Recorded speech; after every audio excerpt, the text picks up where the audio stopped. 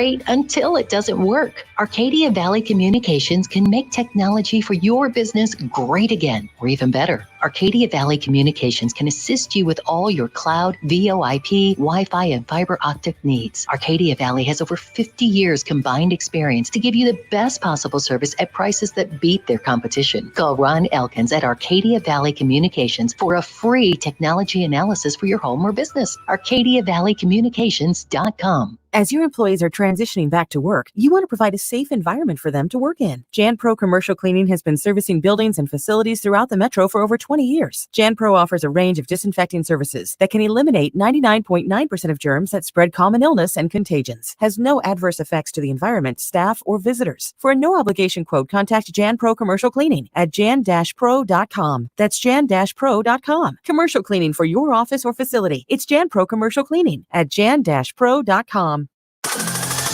For news, entertainment, and information with perspective, national and local. Keep it here or download the app and stream anytime. 97.1 FM Talk at radio.com. The Annie Frey Show is sponsored by Forensic IT, the tech experts that find the root cause of your technical problems. ForensicIT.com. That is exactly what I needed to hear. Thank God someone here knows what you're talking about. That's us. That's right. Gotta love this American ride. Right, you need to take the time and get the full picture. Come on, turn the radio on. It's Saturday and I won't be long. Don't get me wrong, I love the ladies. I mean, they rev my engine, but they don't belong in the newsroom. It is Anchor Man, not Anchor Lady. What do you want from me? I'm not America's sweetheart.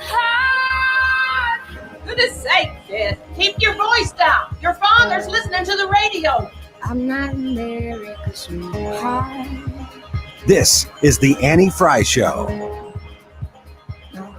Hello and welcome into the Annie Frey Show. It's July. What in the world has happened to this year? We are in the second half of the year, folks. How do you feel about that? I am happy to be here. I don't know about you, but we've made it this far. Are you lying because you're devoid of sugar right now?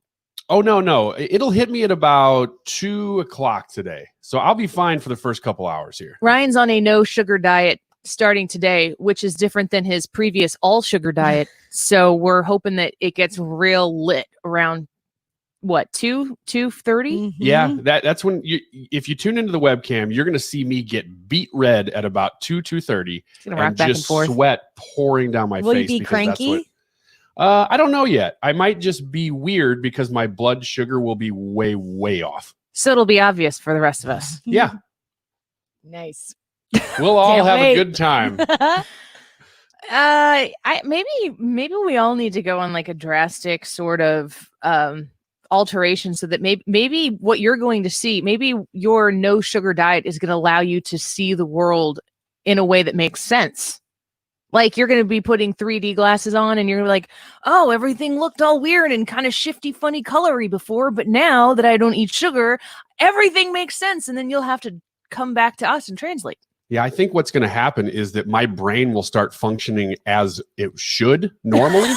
It's probably actually biologically true. I'll start saying things that you guys will be like, oh my gosh, that was an amazing point. That's brilliant. Yeah, which up to this point on the show in the first however many months we are in now, 9-10 months, no. I don't know that that's ever happened. So I'm looking forward to that. Who would have thought that a diet of only circus peanuts candy would cause you to have foggy thinking? I know, it's crazy. Every internet doctor I've talked to said it was fine. I looked on WebMD and it said I was all good. It said it was fine. I typed in my height and my weight and it said only eat sugar. It's a reliable website. Katie, how do you feel about it being July? Are you okay with it being July? No. I wrote on our show sheets, holy moly, because that's how I feel. It says Wednesday, July 1st. Holy moly. Because I could not believe every single day feels like it lasts a century. Then the month goes by and I'm like, well, what? Where did the time go?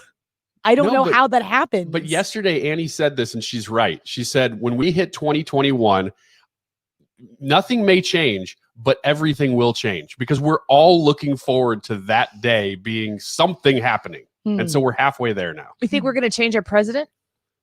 I still don't. No, I think we'll still have him. Same. I have this article here from Axios. Yeah, Axios. It is what it is. I actually I like the way Axios presents their information. I don't know that I like the way that they get their information. Trump regrets following Jared Kushner's advice.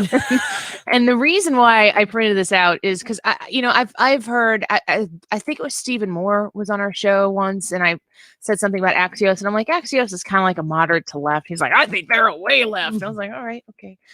Still like to read it because I like to round out the perspective of what I'm reading on a daily basis. It says, this is why I think this might be true. So Trump regrets following Jared Kushner's advice. President Trump has told people in recent days that he regrets following some of his son-in-law and senior advisor Jared Kushner's political advice. It's so funny to me. Here's the reason why I think this is true. One person who spoke with the president interpreted his thinking this way, quote, "No more of Jared's woke crap." But it doesn't something different. Another said Trump has indicated that following Kushner's advice has harmed him politically. I know this from history. I don't know this from, I was born in 1984, so I was alive during the Reagan era, but by no means was I studying the Reagan era when I was 4. When Reagan was running for re-election, what was his first debate? He went out and he was being handled. He was being managed. And they managed the Ronald Reagan right out of Ronald Reagan. And the next time he came out, he went out and he did Ronald Reagan. And it was like, okay, he's back. He's still with it. I mean, and Ronald Reagan it was a huge concern or it was a definite major issue of the campaign that he was old. And he said at the beginning of that one debate, I'm not going to hold my opponent's inexperience against him. It was a brilliant line. It was funny. And it took the elephant, no pun intended, in the room and acknowledged it for everybody to see. Would you say that the Trump of the last 6 months is the Donald Trump that you knew for the first 3 years? Because I would say no. Oddly, I disagree. I think this is the Trump of the last 4 years. I just don't think he can figure out what to do. I think he's still doing himself. Well, I just don't think he can figure it out right now. He's certainly in a slump. He's not leading, he's reacting. True. And I very much think that the risks are very high when, if you want to, I guess I'm saying this thinking out loud right now, so maybe this is debatable, but Donald Trump understands business. He knows deal making. I'm sure he has not won every single deal that he's been involved in, but he's done enough and probably lost enough or not, won the end of the deal enough to know what constitutes a good process and a good deal. And if at the end the other side doesn't want to agree to it and you walk away, maybe that is a win, that you didn't get sucked into a bad deal. So when President Trump is negotiating with China, when President Trump is negotiating trade deals, which the USMCA, or as we call it here on the Andy Fry Show, the USMCA, when that goes into play, today is the day that happens. It is a huge win for this president. To be able to renegotiate NAFTA, which is something that he campaigned on and said he was going to do, is get us out of these crap trade deals, or the S***, according to Jared's woke S*** is what Trump wants no more of.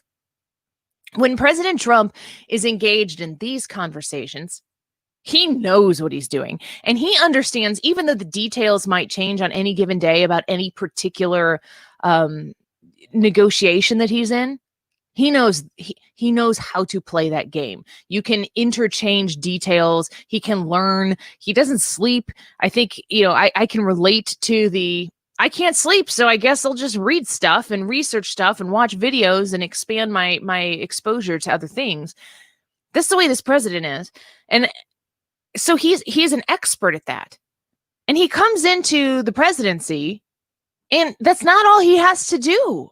he's negotiating with Kim Jong-un to some extent, like a year or so ago. He's walking across the line into the DMZ, which nobody has ever done. No American president has ever done. He's trying to take what he knows and he's trying to apply it to the vast responsibility that a president of the United States has. Enter pandemic. What in the world do you do? It is an unprecedented event. The stakes are way too high for him to bloviate himself into making the wrong decision. So I actually commend the president quite a bit, in my opinion. Ryan, I understand you disagree, and maybe this qualification might change your perspective a little bit, but I understand why the president would put the Trumpian way about things on the back burner. It ain't off the stove, folks. He's still got a Twitter account and he's still able to speak and do what he needs to do, but he has not had his rallies. He has not had his ability to communicate exactly what is going on in this election, which in my opinion is not Trump versus Biden. It's law and order versus woke culture. Anarchy is a strong word, but I'm having a really hard time finding people who are suggesting that it is otherwise. They want to turn the system on its head. It kind of feels like anarchy. And the biggest thing here, which has been the case from day one of Trump's campaign, potentially even before that, is that this is the American people versus a machine that is controlled by lifer politicians who are in bed with, in some cases, literally married to, in bed with, in relationships with people in the media who perpetuate a story and a narrative that make you consume information on a daily basis and feel like, well, I guess this is just the way it is. I do believe that the perpetuation of the constant discussion about polls is just to make sure that you have it in your head that there's trouble. And I do believe that if those polls were reversed, if Trump was up in these polls they're citing, as much as Joe Biden is, air quotes, up in these polls, nobody would talk about them at all. It wouldn't be a story. There would be no story about Trump is running away with this election. We wouldn't know about it. There would be a different story that would be the lead on your cable news at night in order to make sure that you get affected the way the news media and the people behind it want you to be affected. I don't feel like it's July, so June, May, April, March. It's not easy to go backwards in months. That's 4 March. So I would say the last 4 months and maybe even 5 months, because don't forget, 6 months ago, we were impeaching the president of the United States. That just happened. That's going to throw most people off their game quite a bit. So when you have the last 6 months in tow, president gets impeached, then he's got to try to beat a pandemic. And then we have a race conversation overtaking a pandemic in this country. People are fearing for their property. People are fearing for their lives in some cases. And then on the other side of that issue, you have a lot of people who feel disenfranchised by just the way the world turns every day. And that's a conversation worth having. It's not, in my opinion, a conversation worth burning buildings down and gunning down police officers who are defending businesses in downtown St. Louis. Totally not worth that. Totally not worth the lives lost in CHOP. You want to eliminate a police presence in Seattle for what? People have lost their lives because of what happened there. And because there weren't police present. New York, the NYPD is about to lose $1 billion in funding. And it's going to be reallocated to other places in New York City. Who feels safe there now? If you didn't feel safe there before, who is going to feel safe there now?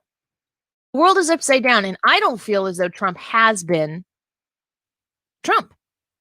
And I hope that whatever needs to be plugged back in to the system or unplugged from the system to allow Trump to lead, not react. It's time to start leading. I am looking on Twitter and at night and, Parler as well. I'm on Parler now, at Andy Frey on Parler. Everybody's going, somebody's got to stand up and say something. Somebody's got to do something. Tucker for president 2024. And I'm like, Tucker?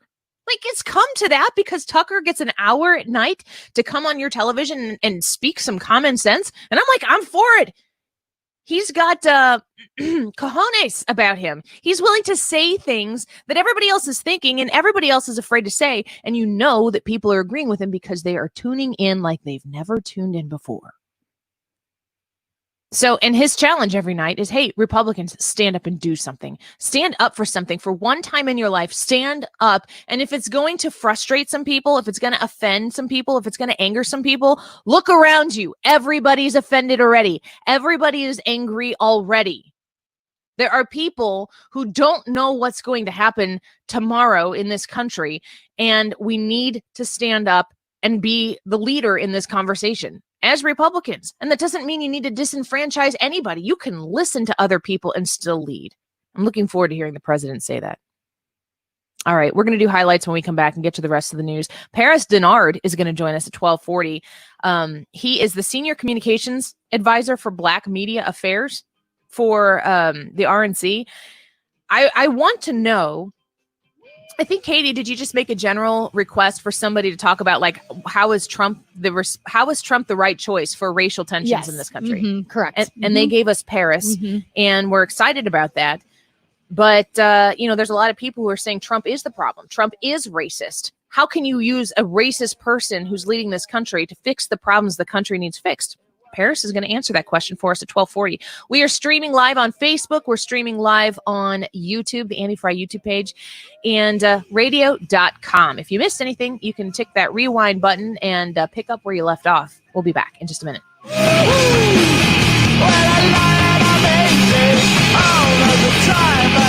This is the Annie Frey Show.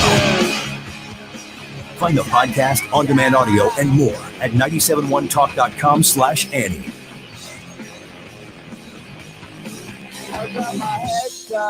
As temperatures heat up, so are the savings. During our Legacy Box Cyber Summer Sale, we're offering 50% off. Legacy Box is the best way to preserve your home movies and photos. Legacy Box is one of the most meaningful things you can do for your family. Plus, we've made it simple and safe, and it's currently on sale. Legacy Box is an all-in-one mailed kit to having your aging media converted to digital. Simply fill Legacy Box with your old camcorder tapes, film reels, and photos. Our staff of over 250 professionals digitize everything by hand right here in the United States. In a few weeks, you get everything back on DVD or digital, ready to watch and enjoy. We've helped over 850,000 families relive their glory days.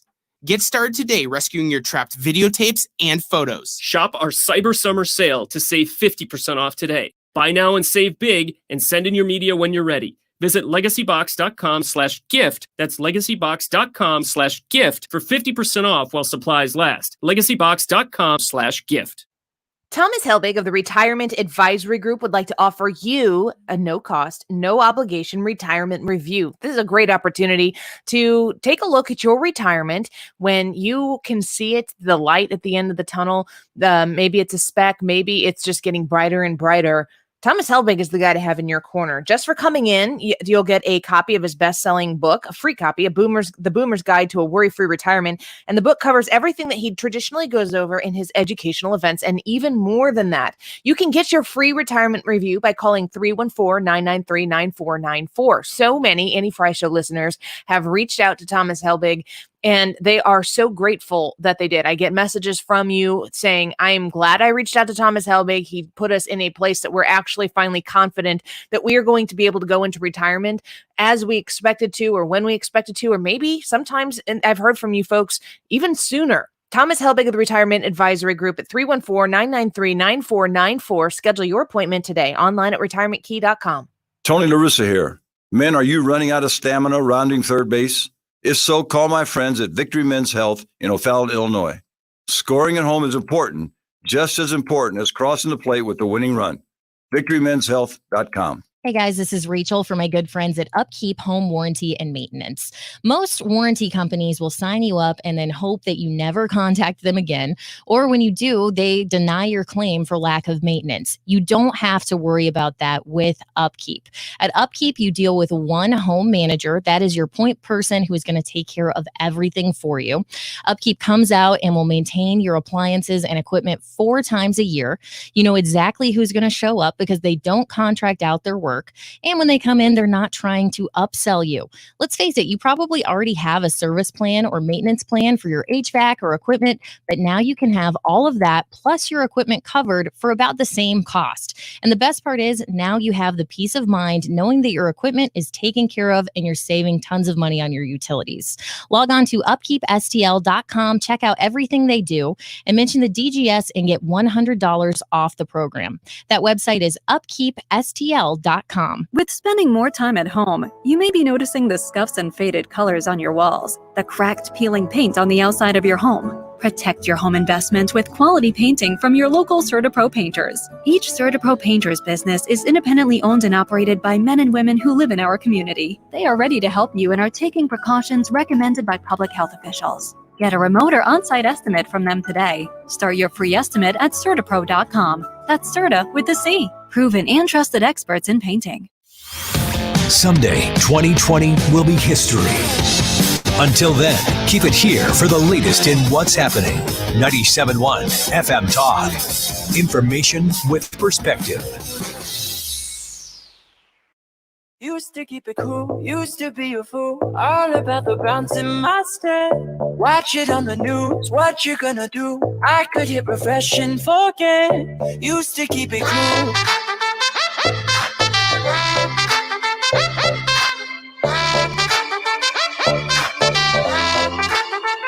Should I keep it light? Welcome back to the Annie Frey Show. There's a lot of other stuff going on in the world, and all the big stories keep turning over like one new leaf, and then it's like, do you talk about it the whole time? Is Biden supposed to do a press conference today? Did you see that? I did not see that yet. The headline on Fox is Biden defends his cognitive ability. I've been tested. I'm constantly tested. That sounds like a Trump thing to say. I've been tested. I'm constantly tested. So many tests. The best tests in the world. They're beautiful tests. They're huge. They're huge. Defends the Democratic nominee for the leader of the free world defends his cognitive ability. All right. Yeah. I heard about that. It was an interview a couple days ago. That was apparently the most softball questions. And the very last question they asked him was, are you cognitively declining at all? He said, do you know where you are? Do you know what day it is? Do you know what year it is? Oh my gosh. Okay. Katie, can we fire up some highlights here? Now, let's get to the highlights. St. Louis homeowner speaks out about bearing arms to defend his home. We're going to talk a little bit more about this throughout the show. St. Louis resident Mark McCloskey broke his silence on Tucker Carlson tonight on Tuesday after he and his wife Patricia drew national media attention for brandishing guns in the front yard of their home after protesters allegedly broke into the gated community. Quote, people start coming in and then a flood of people start coming in. McCluskey said, quote, they are angry. They're screaming. They've got spittle. Gosh, stop saying that word. Coming out of their mouth. They're coming toward the house. I turned to my wife and said, oh my God, we're absolutely alone. There is nobody here to protect us, end quote. At that point, the couple retrieved their guns and stood firmly outside their home, as seen in a now viral video posted on Twitter. He said, when I saw that mob coming through the gate with their rage and their anger, I thought that we would be overrun in a second. By the time I was out there with my rifle, the people were 20 or 30 feet from my front wall. Let me ask you a question, folks. If you've been watching the news at all for the last month, 6 weeks, if they were to have stormed that house, would it have surprised you? Would that be like, wow, we've really hit a new level of craziness here? They've set churches on fire. They've set buildings on fire. They've stormed precincts, police precincts, and taken police precincts. I'll tell you what frustrates me the most about this story. It's that it seems as though there's two things that these people did wrong. They were gun owners and they were wealthy. And that's the story that the left wants to have you. And it's ridiculous. It's not wrong. According to KMOV, masks will be required in the St. Louis area beginning this week as officials look for ways to contain the spread of COVID-19 in public spaces. The mandate will require masks to be worn in public spaces in at least St. Louis City and County. St. Charles County may also be affected. Officials said the mandate is to fight the spread of COVID-19 and save lives while not rolling back business restrictions or having to issue another stay-at-home order. Just over a week after AMC announced its intentions to reopen 450 of its 600-plus U.S. theaters on July 15th, the chain has pushed that date back 2 weeks now to July 30th. We continue to devote resources into our plan to operate our theaters with a hyper commitment to the safety and health of our guests, notably in the United States through our new AMC Safe and Clean initiative, the CEO said. The new reopening date aligns with updated release timing for major theatrical blockbusters like Disney's Mulan. Woo! After initially declaring they wouldn't require moviegoers to wear masks when theaters began reopening, AMC Theaters abruptly reversed that position.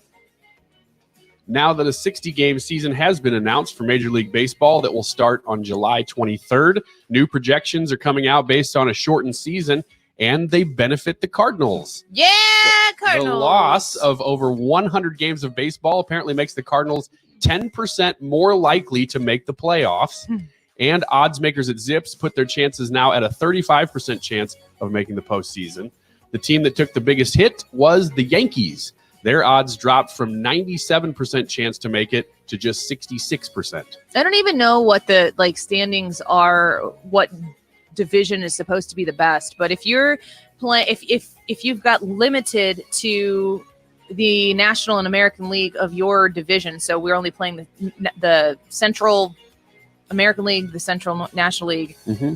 If they're weaker, then your likelihood would be better. So right. I wonder if the AL East and the NL East are stacked. I don't know. The AL East is always the biggest division, and then the NL East is pretty good too. So that does hurt all of them. Yeah. A single mom in Cleveland is spending the summer handing out free books to kids to help prevent what she calls the Corona Summer Slide, a concern that students will fall further behind in learning over the summer break. Krishanda Matthews devotes her time and money to handing out free books to kids in underserved neighborhoods in Cleveland through her nonprofit Literacy in the Hood, which stands for Helping Out Our Disenfranchised.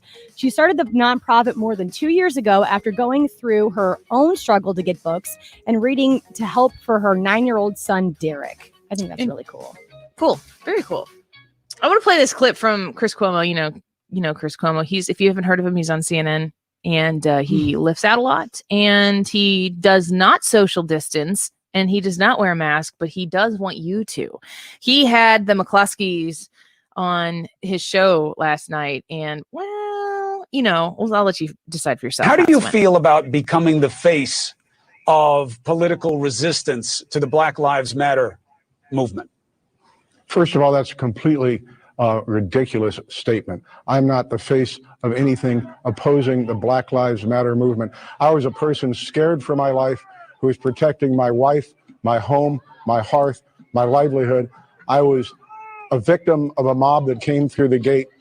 I didn't care what color they were. I didn't care what their motivation was. I was frightened. I was assaulted, and I was in imminent fear that they would run me over, kill me, burn my house. And you have to have this in the context of St. Louis, where on June the 2nd of this year, I watched the city burn. I watched the 7-Eleven get smashed in, looted, and burned for 40 minutes on live television with nobody showing up to do anything.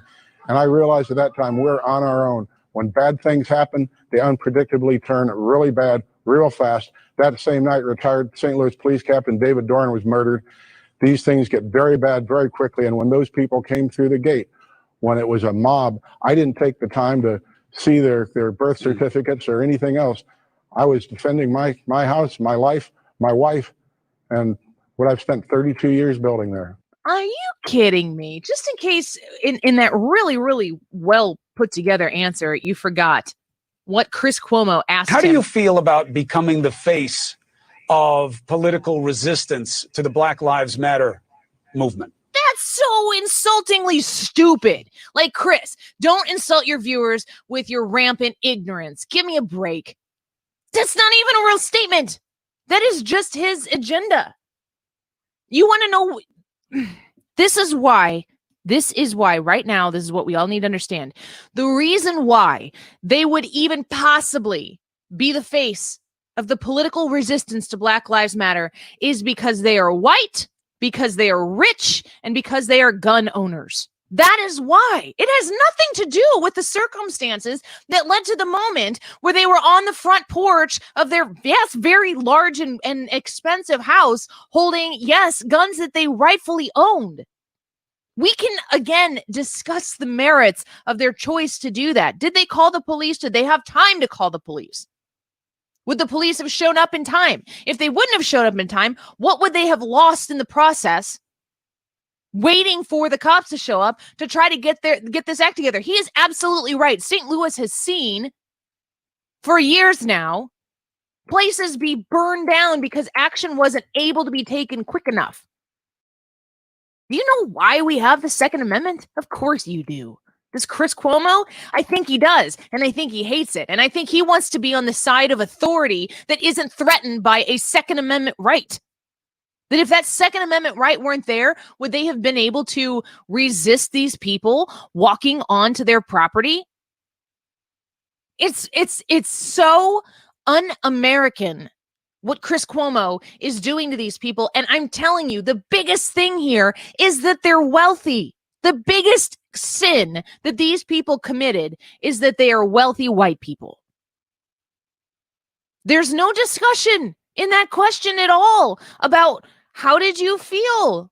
Were you threatened? Were they on your private property? There wasn't a discussion about that at all. It went immediately to political, and that's what people like Chris Cuomo want. It doesn't matter what happened, folks. The truth is not only not important, the truth is problematic. The truth gets in the way of what these people are trying to do. And these people, yes, you're darn right, it includes Chris Cuomo. He is part of the system that is working overtime to make sure that his agenda, what he wants, gets done. And because he too happens to be wealthy, I don't know what Chris Cuomo's net worth is, but it's a lot bigger than mine. And chances are it's a lot bigger than yours. Why does he get to be a white, wealthy American who doesn't have to be looked at like he's got a scarlet letter on his forehead because of those sins that he has? It's because he's a liberal. It's because he's progressive. This is the world we're living in 2020 right now. And Tucker is absolutely right. If you're not watching Tucker, you should. Tucker is right. Somebody needs to stand up for this. And standing up against the Chris Cuomos of the world doesn't mean that you're not willing to have meaningful conversations about how we can continue towards progress in this country to make it a better place for everybody to live, where we can all be considered equal and people can feel that way. We can do that, and we can value the very sacrificial people who put on a blue uniform every day and risk their lives to make sure that our communities are still safe. We can do all those things at the same time. Some people want to make you think that you can't. Those people have an agenda. Let's talk to Paris Dennard when we come back. He is the RNC Senior Communications Advisor for Black Media Affairs. He is going to talk to us about why he believes that Donald Trump is the solution in November to making this better. That's a question that I'm going to pose to him. I want to know what he thinks as somebody who speaks on behalf of the RNC, as somebody who is African-American himself. How in the world are you going to sell to the American people that Donald Trump is going to be the answer to making this a better solution? We'll ask Paris when we come back. Don't go anywhere. Streaming live on Facebook and YouTube. Back in a minute. Wrong. We don't say let me sing on TV. Should I keep it live? You're listening to The Annie Frey Show. Is that right? Follow Annie on Twitter @Annie Frey Show. Way up we go. Been up and down that road. Way up, oh no. We gon' burn the whole house down. You're listening to The Annie Frey Show live from the Air Comfort Service Heating and Cooling Studio. Air conditioner tune-ups are recommended each year to keep your cooling system running efficiently, prevent repairs, and extend its life. Schedule your AC tune-up and get in your comfort zone. Visit aircomfortservice.com. Camping season is back, and Apache Village RV Center has your new camper waiting. We have a ton of used RVs rolling in that are in great condition and priced to sell. Go to ApacheVillageRV.com and find the perfect camper for your family today. New travel trailers at low monthly rates from top brands like Keystone, Jayco, and Fleetwood. Apache Village is third-generation family-owned, and we want to help you create lasting memories for your family. Visit us on Dunn Road in Hazelwood and online at ApacheVillageRV.com. Go one better. Go Apache Village. Decision 2020 is here at 971talk.com/election. Brought to you by Grasser Electric. Don't be left in the dark. Make the right call. Grasser Electric on 97.1 FM Talk.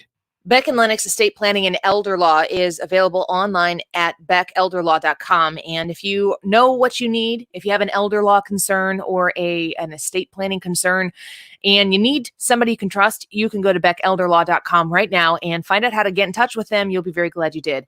But there are a lot of people who don't know a lot about the estate planning process. They don't know a lot about these issues that kind of fall into your life and sometimes kind of leave a crater behind. That's when you want to have somebody you can trust. And the folks at Beck and Lennox are absolutely people you can trust. 636-946-7899. You can contact them through their website if you'd like them to add you onto their waiting list for their next series that they're going to put out. Great little webinars that they do that give you free information. Fantastic. Hard to pass that up.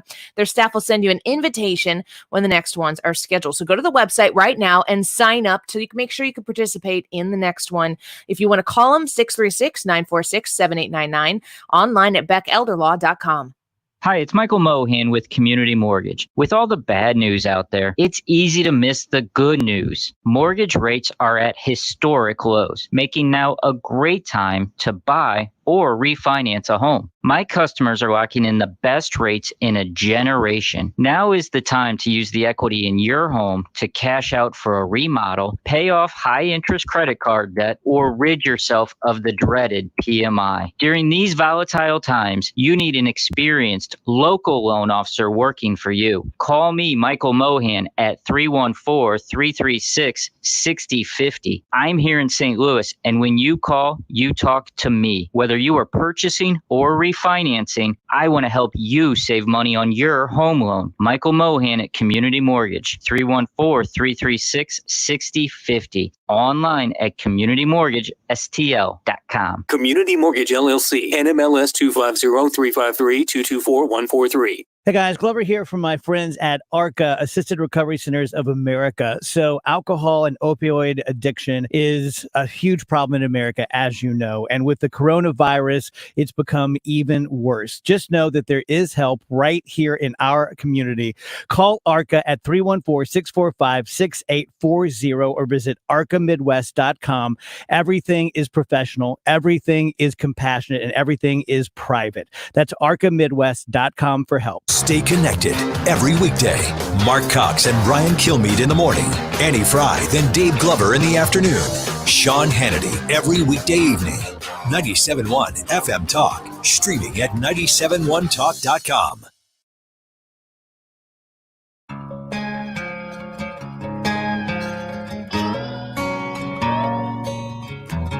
You were too bad for a little square town with your hip-hop hat and your pants on the ground. Heard you cussed out mama, pushed daddy around before you tore off in his car.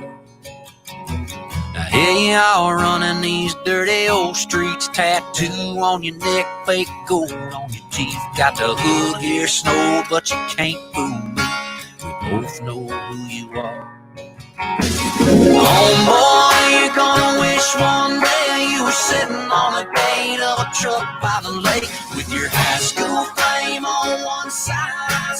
The idea that they broke the law, I give it to you. They went through a private gate. I'm sure you have video of it or somebody can prove that. I stipulate they went through the gate.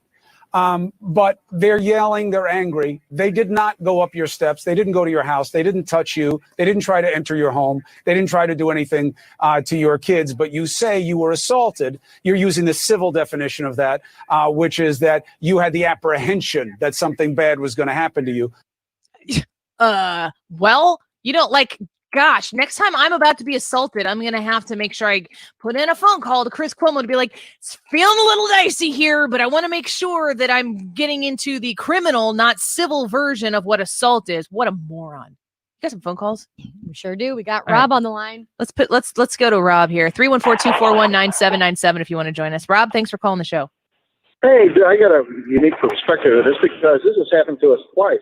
Yeah, the mob was protesting, but you know, our nursing home, our people had to go hide in the middle of the building because of this. And it just, anything the media tells me now, I don't believe anymore. And then as long as they keep defunding the cops and lawlessness and nothing happens, as far as gun control is absolutely off the table in any shape or form.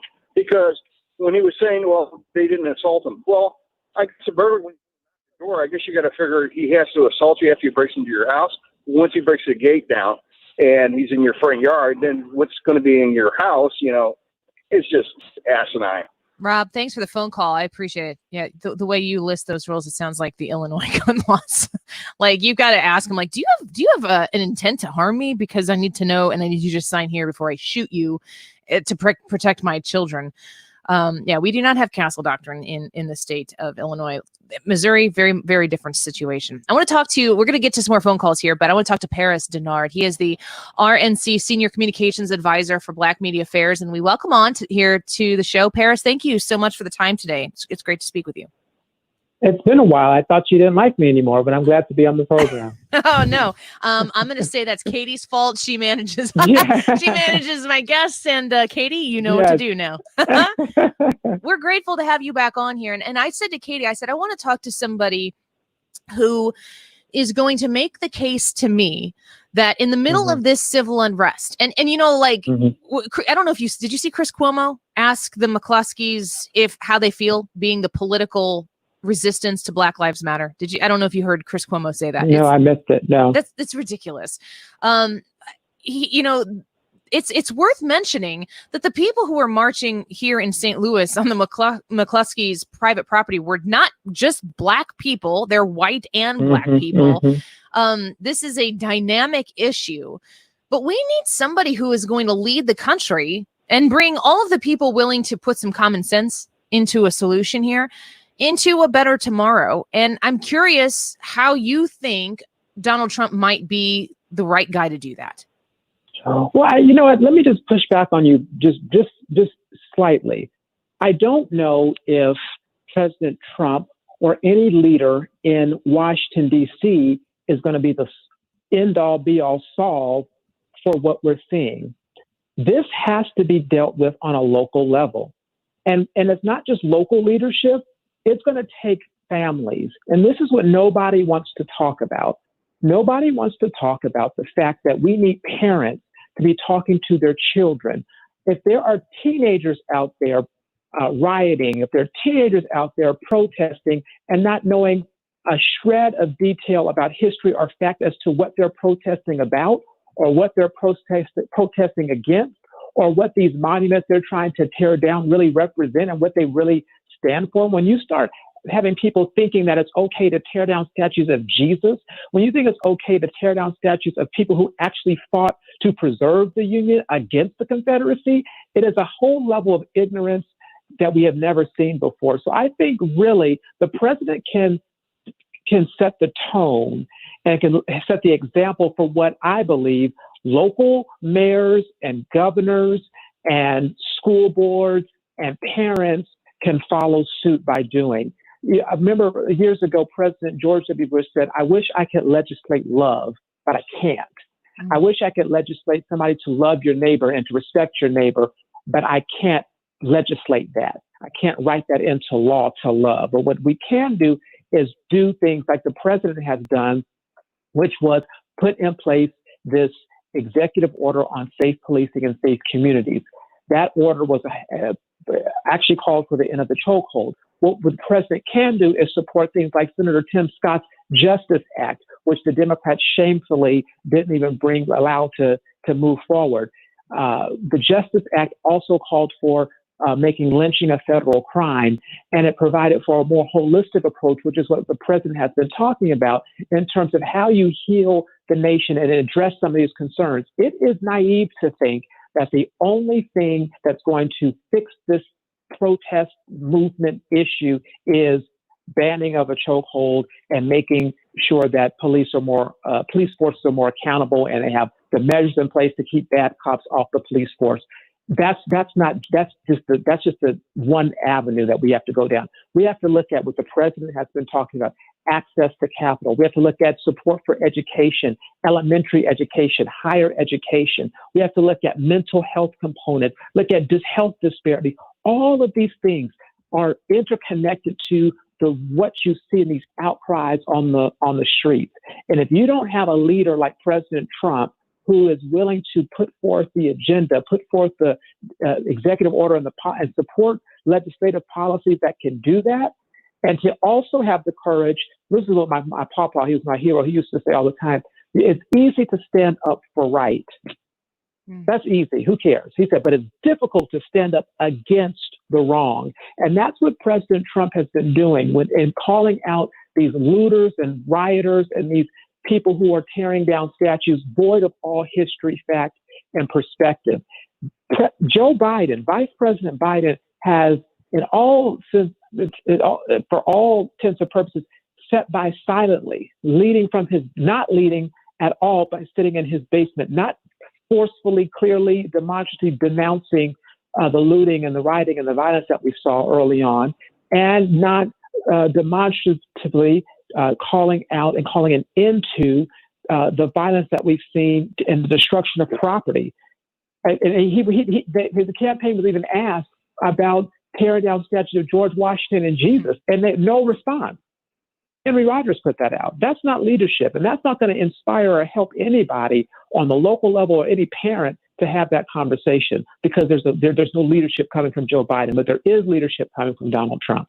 We're speaking with the RNC Senior Communications Advisor for Black Media Affairs, a friend, Paris Dennard, who joins us. I want to ask you a question that I think that a lot of people who are listening right now have these conversations in their daily lives, whether it's with friends or family members that are torn on political divides, or, the cesspool that is social media, wherever you go right now.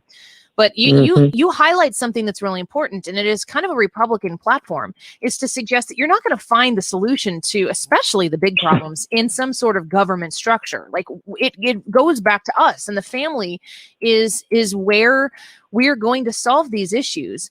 But a lot of people are losing family members over the suggestion that if they support Donald Trump, they support a racist. It is a known and accepted fact among a group of people, a sizable group of people in this country, because this is perpetuated in the media and by pundits and by politicians who hate Trump, that he is inherently racist. That is just part of who he is. Is Donald Trump a racist? Well, one of the things that no one likes to talk about is systemic ignorance that we have that's running rampant in the nation, especially on college campuses and our mainstream media newsrooms. President Trump is not a racist. And I think what responsible people should do is simply examine his record as president. And do an actual contrast between his 4-year record and that of Joe Biden's 44-year record of not only having bigoted comments and statements on the Senate floor. I mean, the things that this man said on the Senate floor are just shocking at best. The things that he said to reporters and to news outlets and on the campaign trail, insulting people, minorities especially, it is shocking at best. But then when you look at his policies, like the 1994 crime bill, this man is now on a campaign, and his campaign are now trying to put forth the idea that it was somehow the Black community's fault, that it was the Black leadership and the CBC's fault, and that we got the crime bill. And he's now saying that the crime bill wasn't all that bad, and it did not lead to mass incarceration. There's not a liberal organization, a Black Lives Matter movement leader, anybody in the civil rights organization that will tell you that this piece of legislation did not lead to the increase in mass incarceration for thousands of Black Americans, which led to your earlier point, the destruction of the Black family. Yeah. And so how can you have these conversations? How can you have Black generational wealth? How can you improve community if the family's been ripped apart and torn apart for a generation? That's the difference. I think it's so important that we focus on the rebuilding of families in our country. I do think, though, that if somebody says to me, Annie, how can you? And I've had family members. I could show you the messages I have from family members who say, how could you support a racist in Donald Trump? If I tell them how racist Joe Biden has been, I don't think that unracists Donald Trump in their brain. How do we have that conversation? you have the conversation by pointing out President Trump's record on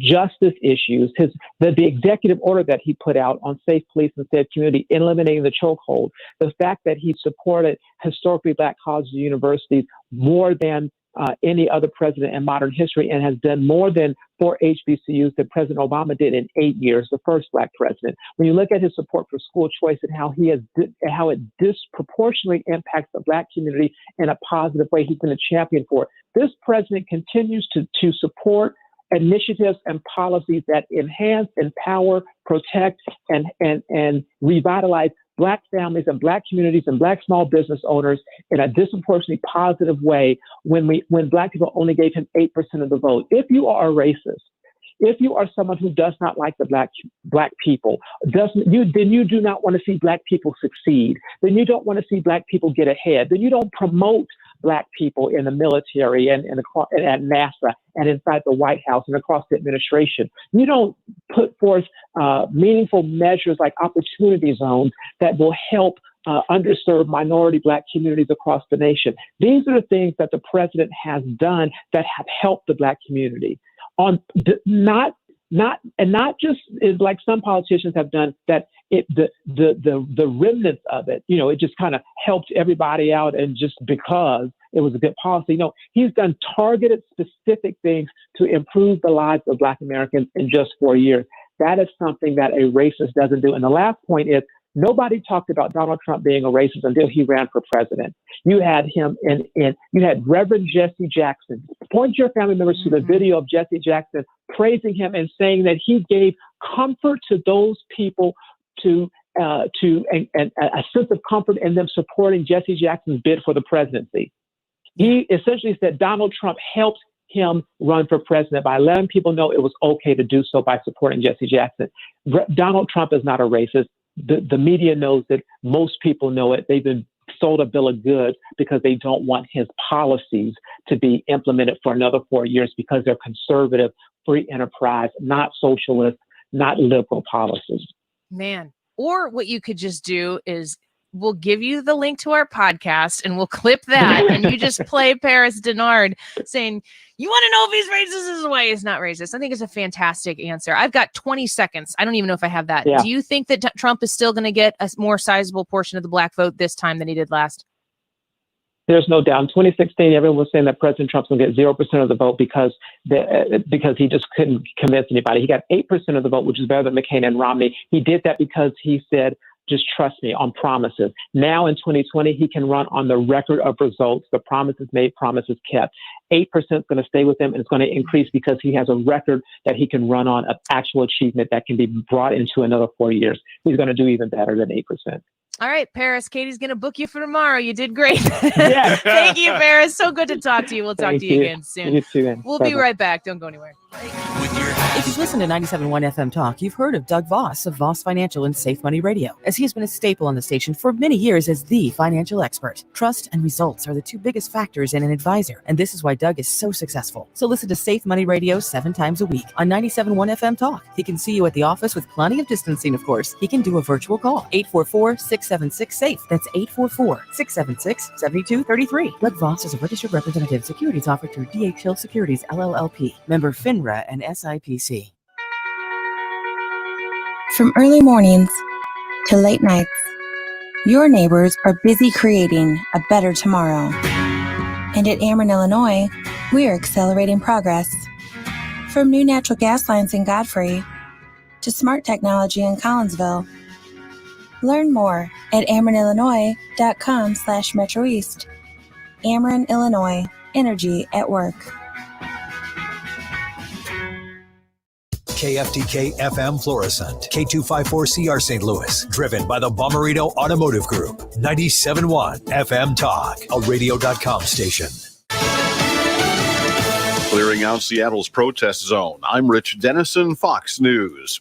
More than a dozen arrests made today as police in Seattle began dismantling barricades and tents in a neighborhood occupied by demonstrators protesting racial injustice and police misconduct. Our department was part of a coordinated city effort to address life safety, public health, and public property damage on Capitol Hill, around Cal Anderson Park, and the Seattle Police Department East Precinct.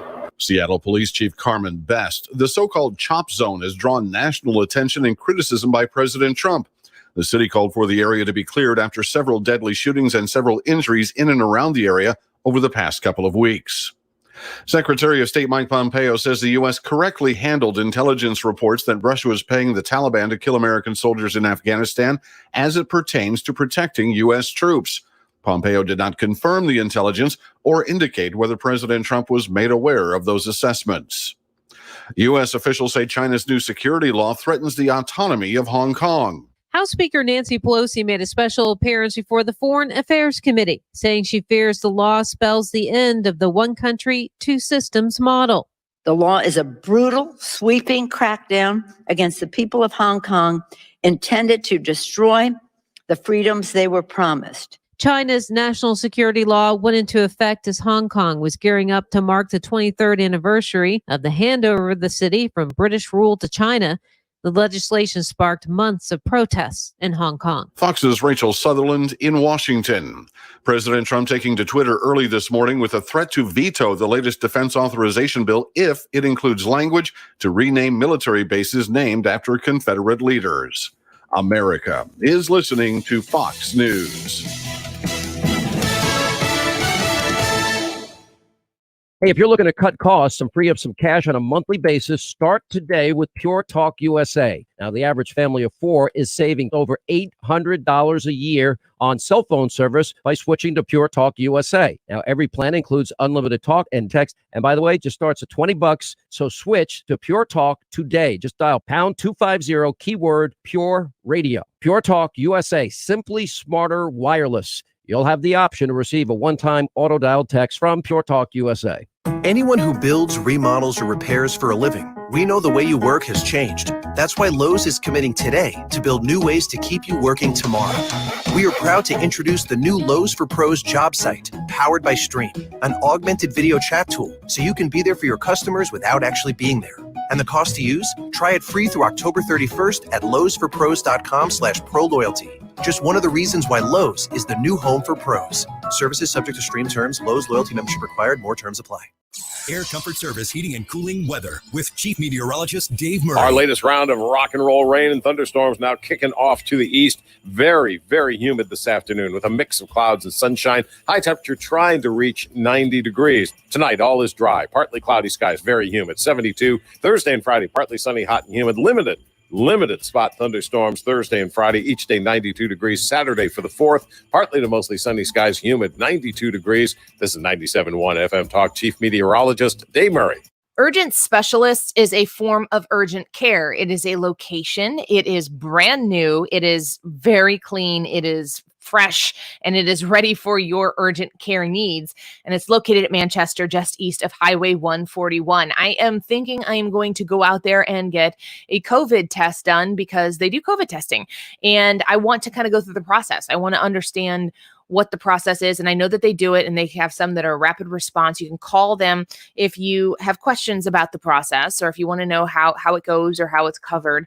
But they're located, like I said, on Manchester, just east of Highway 141. If you have urgent care needs that aren't life-threatening, obviously, if it was life-threatening, you go to the emergency room. If it's not, let me give you a pro tip here. Save boatloads of money and visit an urgent care facility instead, especially one that is urgent specialist, where they have specialists on call immediately available to help you when it is necessary. You can learn more online at urgentspecialist.com.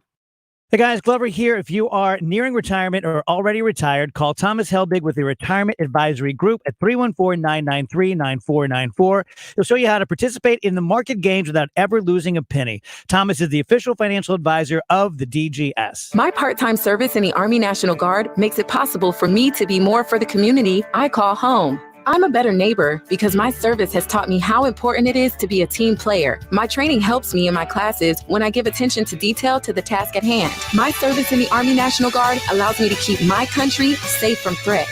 Learn more about how you too can live and serve part-time by visiting NationalGuard.com. Sponsored by the Missouri Army National Guard. Aired by the Missouri Broadcasters Association and this station. If you have IRS issues, explore all your options. But before you send money to some out-of-town company, make a smart decision and call the Lance Drury Law Firm for a free confidential appointment. Hi, this is Lance Drury with the Lance Drury Law Firm. Think about it. What will you do if you send thousands of dollars to an out-of-town company that doesn't resolve your issues, then stops returning your calls? You'd probably call a lawyer. Look, IRS issues are serious legal matters, and the Lance Drury Law Firm can often save you thousands if you call us. We're right here in St. Louis, and since we're a local law firm with an A-plus rating with the BBB, I've already helped hundreds of Missouri residents resolve payroll tax issues, wage levies, bank levies, and tax liens. So call me, a tax resolution attorney, Lance Drury at 314-238-7360, or go to Lance, DRURY law.com. Remember, if you have IRS issues, you have legal issues. You need an attorney. You need the Lance Drury Law Firm. The choice of a lawyer is an important decision and should not be based solely upon advertisements. It's one thing to be stuck in your house due to COVID-19. It's another thing to be stuck with a house. We have good news for homeowners listening throughout St. Louis. Chris Buys Homes in St. Louis is still buying houses. More importantly, we offer sellers a completely virtual selling process that maintains social distancing standards. Sell your home now. Call Chris today and get a cash offer in just 7 minutes. Call 314-782-7000. Can't collect rent? Not a problem. We buy My Tenant Won't Pay Me the Rent houses as well as vacant houses. We buy houses as is and deal with any situation. If you own a house and want to sell it fast at a fair price, call Chris today and get your house sold. 314-782-7000. That's 314-782-7000. 314-782-7000. So Slim 180 has helped so many St. Louisans on both sides of the river lose weight. They have 6 locations, and I have been to several of them. They are wonderful locations, and they are ready for you to make the phone call to lose the weight. 888-754-6111.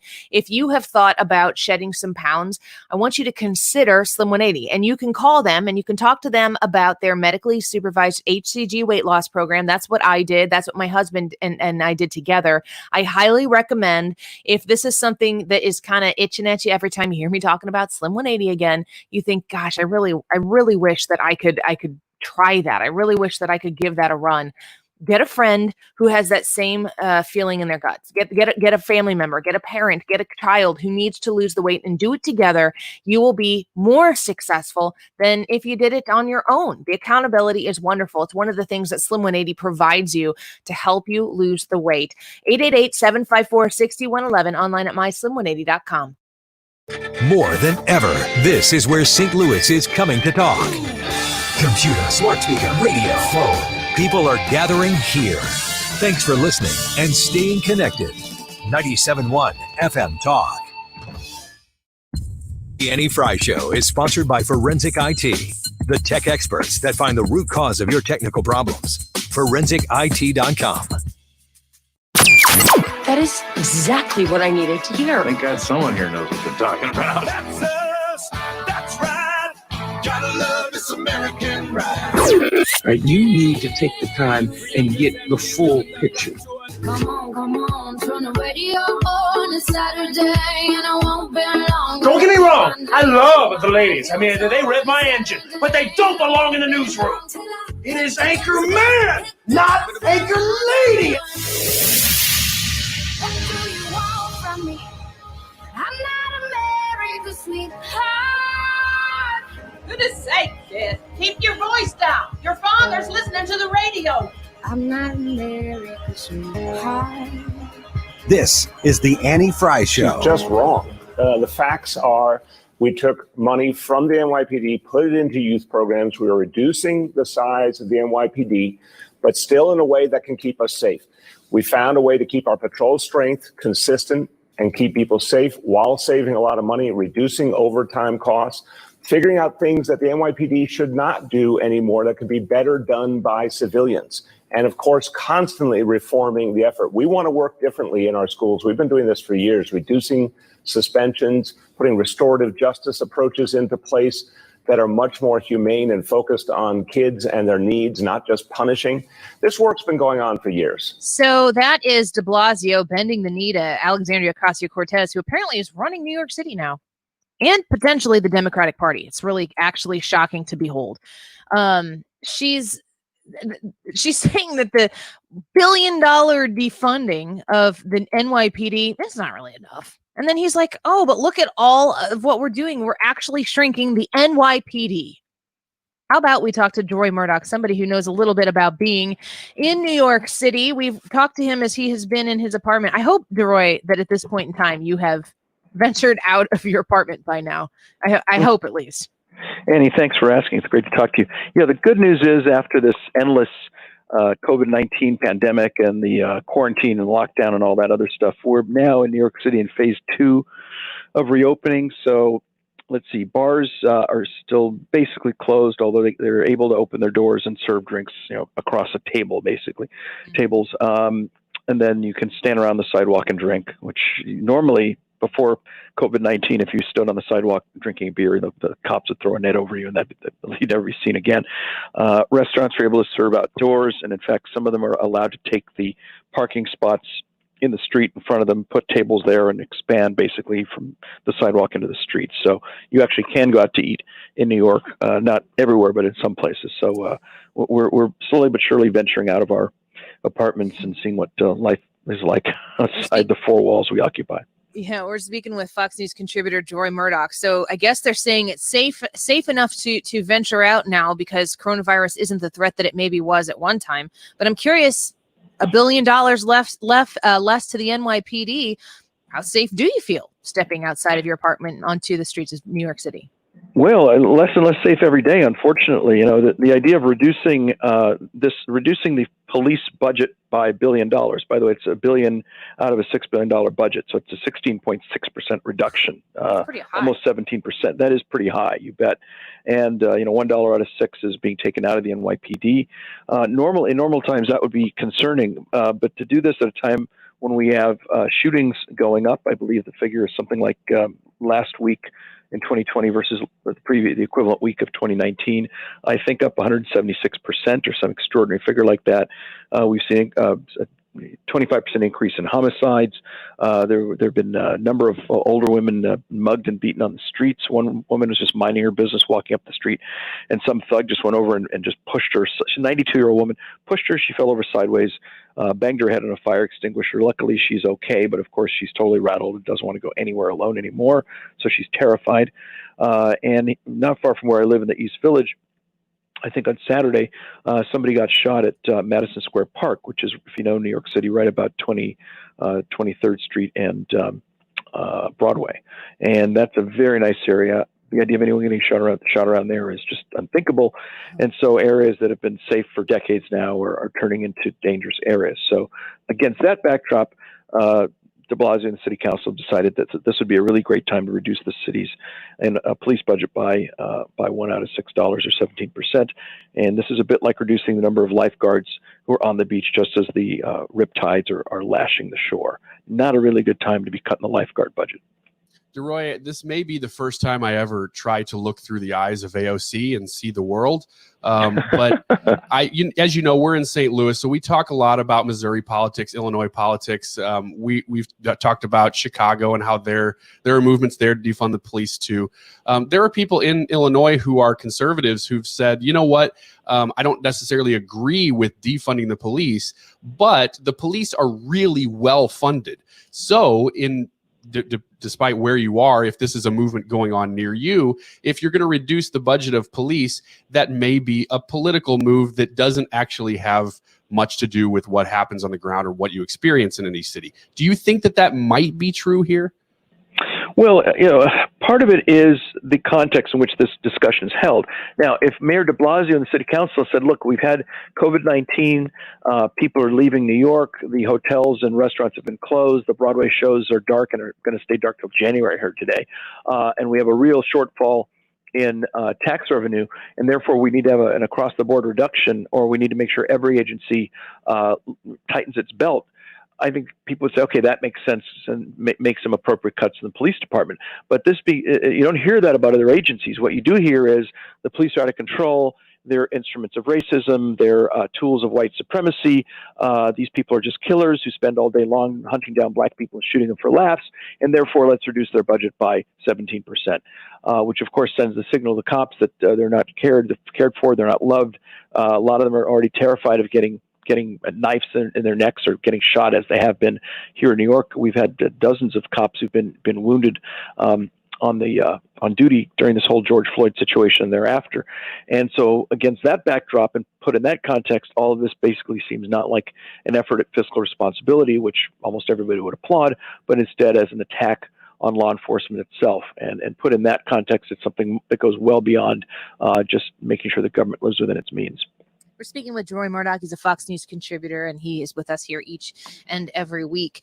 I'm curious, when you look at CHOP is being dismantled, I suppose there are people who've lost their lives because of the existence of CHOP. They are Black. Who knows? Does everybody know these victims' names? And I mean, there's obvious hypocrisy here, but it seems like every single time that we have a new page in this story of like what in the world is going on, it pulls us further apart. Do you have any hope that marching closer towards November, where we're going to have to make a real decision about the future of our country, a very drastic decision, do you have any hope that there is going to be a prevailing common sense that covers this country?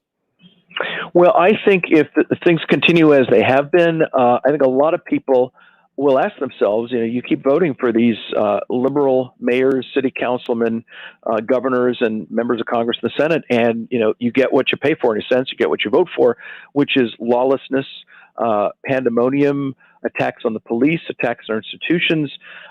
You see our history being erased. You see statues being pulled down. You got Joe Biden sort of saying, well, some statues ought to be preserved, but I wouldn't be surprised if other ones disappear. Other people applauding, like Maura Healey, who is the Attorney General of Massachusetts, who's another liberal Democrat, saying that words in front of me, but words to the effect of forest burn, and that's how they revive themselves. She said that right when all the riots were going full blast and things were burning. And people really need to ask themselves, they keep voting for this party that continues to undermine cities in two ways. And the thing, people are not safer as the attacks on the police continue. And yet you look at the places where the police brutality incidents have taken place, and you have had unarmed blacks killed, and they're run by Democrats. So, and then you see the implosion of the school system. You see the very poor education, which I think victimizes black kids. I call it basically a system of institutionalized child abuse. And 9.5, 10 times out of 10, these aren't run by Republicans. These are run by Democrats. So as November approaches, people really need to ask themselves the question, why are they still voting for Democrats? Deroy Murdock on the phone with us here on the Andy Frey Show. Deroy, I'm trying to ask this question without any skepticism in my voice, because I already have my mind made up. But I want to ask the question just in case that I should change my mind. When people say we're defunding the police and we're taking that money and we're reinvesting it into social work or a number of other community activities, is this going to work? I mean, is this worth investing in the way that they're talking about? Well, look, I think that if you want to put money into education, educate kids better, I'm a big advocate of school choice and letting parents pick whatever best school their kids can attend rather than just the one school that applies to their zip code. That's fine. But from the standpoint of trying to foil the people who've been engaging in looting, destruction, breaking windows, attacking your neighbors, we saw in that community where they bashed the gate down and these people had to come out and defend themselves with their Second Amendment arms. I don't tend to think that taking money out of the police department and putting it into ceramics and aromatherapy would really have much of an effect on these people. You have peaceful protesters, and I support that, but you have basically a band of armed, a band of violent thugs who've been tearing this country to pieces for about the last month or so now, and they're not particularly interested in debate. They're interested in destruction, mayhem. In some cases, some of these people have gone on and killed people, and they need to be dealt with mass arrests, with severe law enforcement, with prison terms, not with some sort of anger management and group therapy, which seems to be the approach that people like Bill de Blasio and AOC and unfortunately too many Democrat mayors and city council members and governors want around this country. Deroy, it's good to talk to you as always. I look forward to the time where we get to discuss whatever is on the table without having to say, stay safe when we get done with the conversation. That would be nice. We always look forward to these conversations. Thanks for joining us today. Great to speak with you. Have a good day. Bye-bye. Yep, you as well. Deroy Murdock, Fox News contributor there. He's also a contributor to many other things like the National Review. Super awesome to have him on here each week. Let's take a quick break. Join us on the Facebook Live, facebook.com/Annie Frey Show. Also the YouTube Live, either or. That YouTube Live, you can find Annie Frey on your YouTube app on your smart TV and watch us in your living room or bedroom or wherever you're folding laundry or working or whatever. Go find the Annie Frey YouTube page and subscribe there and comment and join us along the conversation. Really good conversations in the last couple segments here with Paris Dennard and Deroy Murdock. So the bar has been set really high for Tim Jones, and I have no concerns whatsoever that he will rise to the occasion as always. I'm going to ask him about that mask rule here in the state of Missouri and see how he feels about that and see what kind of mask he wears. Maybe he can give us some mask advice. I've got some mask advice. I'll give it to you when we come back. Don't go anywhere. Like it's on the moon. Oh, You're listening to The Annie Frey Show. As soon as you start, Interact with Annie on Facebook. The Annie Frey Show. your song, sing it with all your might. Come to the fountain and you can be satisfied. What's your favorite four-letter word? Chances are you've said it more than a few times with this social distancing, face mask wearing, staying at home world we live in. But at Compass Retirement Solutions, our four-letter word of choice is hope. Hope for a better tomorrow. Hope that your retirement plans don't take a backseat. You've watched the market drop and maybe your retirement future feels a little uncertain right now. But all hope is not lost. Find out exactly how much risk you're still taking with your investments and find out how you may be able to save big on taxes while the market is down. Find out how having a written retirement plan just might give you the hope you've been looking for. Call the team today to set up a meeting, 314-373-1598, Compass Retirement Solutions, 314-373-1598. And for more on retirement planning, listen to Rethinking Retirement, Saturdays at 8 and 4 and Sundays at 11. Investments and services offered through Compass Retirement Group, a registered investment advisory in Missouri and Illinois. Investing involves risk, including the potential loss of principal. Compass Retirement Solutions does not provide tax advice. If you're like me, you've been spending a lot of time at home. You may be noticing the scuffs and faded colors on your walls, the cracked, peeling paint on the outside of your home. Protect your home investment with quality painting from CertaPro Painters. They make your experience worry-free, starting with a free on-site or remote estimate. It's your choice. I did one from the comfort of my own home. It's quick, safe, and easy. You can trust them to get the job done right. Schedule your free estimate today at CertaPro.com. That's Certa with the C. Hey guys, this is Rachel from my good friends at Upkeep Home Warranty and Maintenance. Most warranty companies will sign you up and then hope that you never contact them again. Or when you do, they deny your claim for lack of maintenance. You don't have to worry about that with Upkeep. At Upkeep, you deal with one home manager. That is your point person who is going to take care of everything for you. Upkeep comes out and will maintain your appliances and equipment 4 times a year. You know exactly who's going to show up because they don't contract out their work. And when they come in, they're not trying to upsell you. Let's face it, you probably already have a service plan or maintenance plan for your HVAC or equipment, but now you can have all of that plus your equipment covered for about the same cost. And the best part is now you have the peace of mind knowing that your equipment is taken care of and you're saving tons of money on your utilities. Log on to upkeepstl.com, check out everything they do, and mention the DGS and get $100 off the program. That website is upkeepstl.com. Have you ever wanted to learn a new language like French, Spanish, or Russian, but thought it would be too difficult and time-consuming? Then go to Babbel.com and try it for free. Babbel works because it's built around real life. It teaches you everyday practical conversations that you will actually use. In 15 minutes a day, you'll be on your way to speaking a new language in just a few weeks. Babbel uses a modern conversation-based technique that makes language engaging, fun, and memorable. It starts by teaching you words and phrases. Then, sentences gradually get more complex. Soon, you're practicing short conversations about real-life topics. Babbel is created by language experts who use the spaced repetition method to help you learn quickly and remember what you learned. With Babbel, you can speak a new language. Babbel, language for life. Now try Babbel for free. Just go to Babbel.com and start learning a new language today. That's Babbel.com. Babbel.com. The latest local forecast and severe weather coverage you can count on from the name in St. Louis weather. This is 97.1's Chief Meteorologist Dave Murray. On 97.1 FM Talk. Powered by Air Comfort Service. Well, hey, what's up, gang? I laid back, ain't much an old country boy like me can't hack. I've got an echo. Early in the sack, thank God I'm a country boy. Well, it's the kind of life never did me no harm. Raising me a family and working on the farm. Days are all filled with an easy country charm. Thank God I'm a country boy. Well, I got me a fine wife, I got me old fiddle. When the sun's coming up, I got cakes on the griddle. Life ain't nothing but a funny, funny riddle. Thank God I'm a country boy. When the work's Welcome back to the Annie Frey Show. Man, you put on "Thank God I'm a Country Boy," little John Denver, and then you get Tim Jones on the camera on our live stream here on Facebook, and it turns into a rave. It's a weird kind of rave. Another though. great night for Donald Trump. No There he is. collusion, no obstruction. This is Armageddon. You know, I brought you Outlander. Brought to you by Arrowhead Building Supply. Tim Jones, you have radio.com on your smart TV behind you back there? Look at that. I sure do. I'm on such a suck up. Is it got muted? an echo. Is it muted? I don't know how to mute my phone. Mute your computer. That's what you need to do. You need to mute your computer.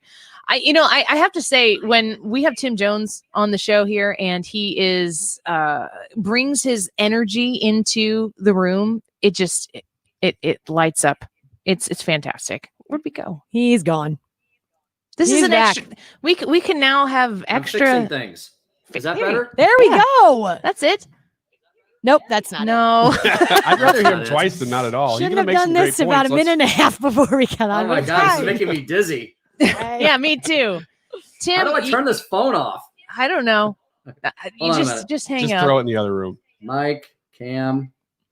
I don't know what to do. Ryan, I want to ask you while we get him rocking and rolling here. Ryan, I want to ask you how your sugar diet is going. So far, so good. Like I said, I think here at about an hour, it's going to hit me pretty hard. And really the worst of it's going to come when I'm on the floor in the fetal position after 3 o'clock. So nobody will really see that. I was going to say, if you do that during the the show, move the camera so we can make sure you're breathing. Oh, okay. It's because it's for my safety, not for clicks. We'll tell everybody where to tune in at the time. Tim, are you still there with us? You're still there with us. I am. That was pretty cool, but let's try that next week because I enjoyed seeing you guys. Yeah, we'll make it work next week. I want to ask you about first of all, there's a mask requirement now. Is it St. Louis County? Is that what it is? That you have to wear a mask, and if you're out in public spaces, Katie, I think you and Ryan were reporting on that a little bit earlier. Yeah, it's the county and the city. What's your mask situation, Tim? My personal mask situation or like somebody else's? No, yours. I don't care about anybody but you right now, Tim. I feel special. Good. Why'd you hesitate? So I got a point to make before You made it weird. I got a point to make about the masks. Okay, I got a paradox. I have a and it's an oxymoron. It shows the hysterical hyperventilating. We do morons of real what- well here, so that's good. The maroons, everybody, all the people. I shouldn't say all the people, because some people who are promoting the mask wear, they have the best of intentions, right? They want everybody to be safe, and I get it. But the people that are the most hysterical about the mask wearers, you know, the ones who drive around in their Priuses in the middle of the day with nobody else in the car and they're wearing their masks, right? Those people, they're the same ones. Those mask wearer demanders, right, who are so concerned about your public health and public safety, are some of the same exact people who want to defund the police. Now, if that doesn't make you light your hair on fire, I'm not sure what will. What sense does that make? Either we're all for public safety all the time or we're not, right? Yeah. So this idea that if you just automatically put a mask on, then you're going to be safe from everything. But if you defund the police, then that's going to make you safe as well. It shows that just it's not even hypocrisy. It's just flat out lunacy. Annie, I'm sure you're seeing the stories today, right? They're voting to strip out hundreds of millions of dollars from the one of the greatest police forces in the planet, the NYPD. They're doing the same to the LAPD. And things have gotten so bad. I listened to almost the entire show up to this point. So I heard all your different segments where you're talking about the McCloskeys. Things are so bad that liberal trial lawyers in the Central West End of the city of St. Louis are taking to the streets with their AR-15s and their pink polos. That's how bad things have gotten. Isn't it kind of weird to see the I would not think that if I was going to just completely profile people, I would not think that those individuals are going to be adamant Trump supporters. So and then you have Chris Cuomo. Did you hear Chris Cuomo's question to the McCloskeys and saying yes that I have got it right here and I'm going to play it for you in a second. But the way that people are approaching this, everything we have to find out what are the details of the story just long enough to figure out where we know who's on our political team and who's on the opposite political team. And Chris Cuomo had the McCloskeys on and asked them this question, and it made my jaw drop to hear it. How do you feel about becoming the face of political resistance to the Black Lives Matter movement? First of all, that's a completely ridiculous statement. I'm not the face of anything opposing the Black Lives Matter movement. I was a person scared for my life who was protecting my wife, my home, my hearth, my livelihood. I was a victim of a mob that came through the gate. I didn't care what color they were. I didn't care what their motivation was. I was frightened. I was assaulted, and I was in imminent fear that they would run me over, kill me, burn my house. And you have to have this in the context of St. Louis, where on June the 2nd of this year, I watched the city burn. I watched the 7-Eleven get smashed in, looted, and burned for 40 minutes on live television. Yeah, we all saw that. We saw that happen. Chris Cuomo is not interested in how these people were potentially victimized. That's not even a consideration in Chris Cuomo's part. You've got two white Americans who appear to be very wealthy and they have guns. And so that's, we know everything we need to know about these people, I guess. Annie, this is where the left loses America, right? I mean, the left and the DNC, National Democrats, they have been so good for decades in, weaponizing words and phrases, pick your favorite nomenclature from the left. And they're really good about all the little catchphrases that kind of tug at your heartstrings or make you think nice thoughts about pink fuzzy unicorns. But they also have a bad habit of going too far. And they're going too far at this point. They had a point early on in keeping the focus on George Floyd or Rayshard Brooks and keeping the point on racial justice and equality.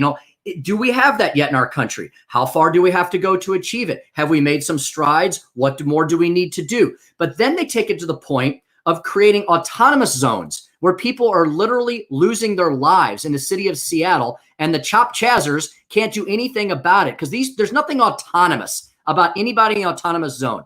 These are mainly young, woke, white liberal progressives who have just gotten out of mama and daddy's basement. They've been coddled and wrapped in bubble shrink wrap their entire lives. They've been told that they deserve a trophy every single day. They've been raised in the liberal intelligentsia of our higher education institutions. And now we're all wondering why the world's coming apart at the seams after we locked hundreds of millions of Americans down in quarantine for 3 months, healthy Americans, by the way, and then said, look at all this. And so people have reached their breaking point. But when you go too far and you forget about George Floyd, which we have, who talks about George Floyd anymore except for folks on this station or on the Big Fox, right? They're not talking about George Floyd anymore on CNN or MSNBC or in the New York Times or in the LA Times or on the Washington Post. Yeah, Tim Scott did. And so when you've gone to illogical extremes of taking some rational, reasonable discussions that should have been had regarding George Floyd, and you turn it into tearing down statues of people who literally freed the slaves and hunted down the KKK, talking about Abraham Lincoln and Ulysses S. Grant, and the fathers and mothers of our country, the Washingtons and the Jeffersons of the world, that's where you've taken it too far. And Annie, I don't believe these polls. I think they're showing certain trend lines right now. But a very good friend of mine in DC made a great point to me. I said, what about these polls? Are you concerned about them? Because they're all seeming to say the same thing, that Donald Trump's favorability is down and Joe Biden's favorability and preferability is up. He said, Tim, here's the deal. Donald Trump is running against a generic Democrat right now. And in a re-election year, the generic Democrat always wins. Joe Biden is a generic Democrat right now. Yesterday was the first day he came out, and he was given a romper room version of a press conference where they basically said, Mr. Vice President, are you feeling okay? Is there anything we can get for you, sir? Yeah, Speaker Tim Jones on the phone with us. You were talking a little bit too, Tim, about the remasking of St. Louis and the remasking of America, and the narrative that things are getting worse, of course, even as the death rate continues to stay low and decline even. I'm sure you saw the June private payrolls, or the revision that they made to May's payrolls was up by 2.37 million. So May's job numbers even look better than they did when the original report came out. Are you concerned now that we're in July that this momentum that we have that may continue to show up in June, because we're talking about the end of June that started happening, that's going to be the main talking point, that we're going to continue to see that coronavirus is destroying the nation, and it's to stop this momentum of the economy? Yeah. So Ryan, great question there. And, if you were to really dig down into the media narrative, it's as if they don't want the country to recover. It's as if they don't want the economy to come back. It's as if they don't want coronavirus to go away. And I say that with a straight face, because if you look at the selective reporting on certain issues and the non-reporting on others, you're going to see that only 25% of the real story is being told. Yes, cases are going up. Here's the rest of the story. In certain populations, in certain areas, by certain metrics, what's not going up?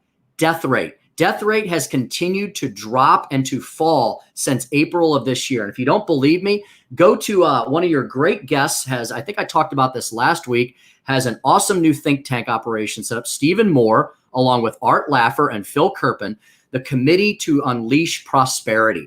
And if you go to that, you will see the actual data, the actual statistics of what's happening. If you notice, the media on the left, the only metric they discuss is rising cases, nothing else. That tells 1/10 of the story. You have to look at ICU levels, which tend to be flat, and in many areas of the country are going down. In a couple areas, they're going up, but we're talking about a couple areas of a massive country of over 335 million people.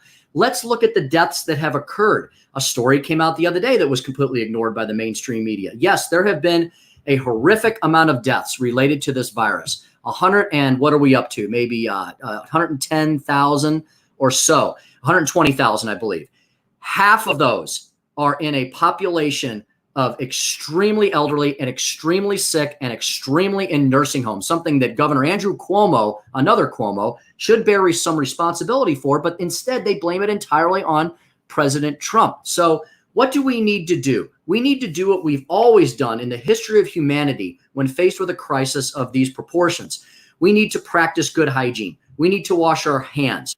We need to cover our coughs. We need to not go out if we're sick. If you're going to be in a crowd in an inside place, probably a good idea to go ahead and wear a mask. But we do not need to continue to quarantine the healthy and keep them from reopening this economy. Because Ryan, as you just pointed out, this economy, despite the liberal media drumbeat every day, is trying its darndest to come back. And it is coming back in many ways and in many sectors. But the left is going to continue to beat this drumbeat that only government is the answer. And Donald Trump should not be part of that government. So we need to replace him with someone who is. I haven't really heard of any good strategy coming from Joe Biden to replace the strategy we're currently proceeding with, but they just want to have a change. Yeah. Tim, thank you so much for coming on with us today. We're going to tune in Sunday at 7 p.m. Listen, 7 to 9 p.m. and you can hear the Tim Jones Show. You got great guests and always great insight. And we are always grateful for your energy here. Next week, we're going to get you as the star of this webcam show. I can't wait. I'm going to figure that out. And Annie, you I cannot wait. I may wear something special. Okay. Okay. Also, you pointed out We can only wish. You pointed out that it's July now. Annie, do you realize that we are 1 month away from the primary in Missouri? And I talked about this last week. We can get back to it next week. Medicaid expansion is on the ballot. Missouri could be one of the only states in the union to reject that.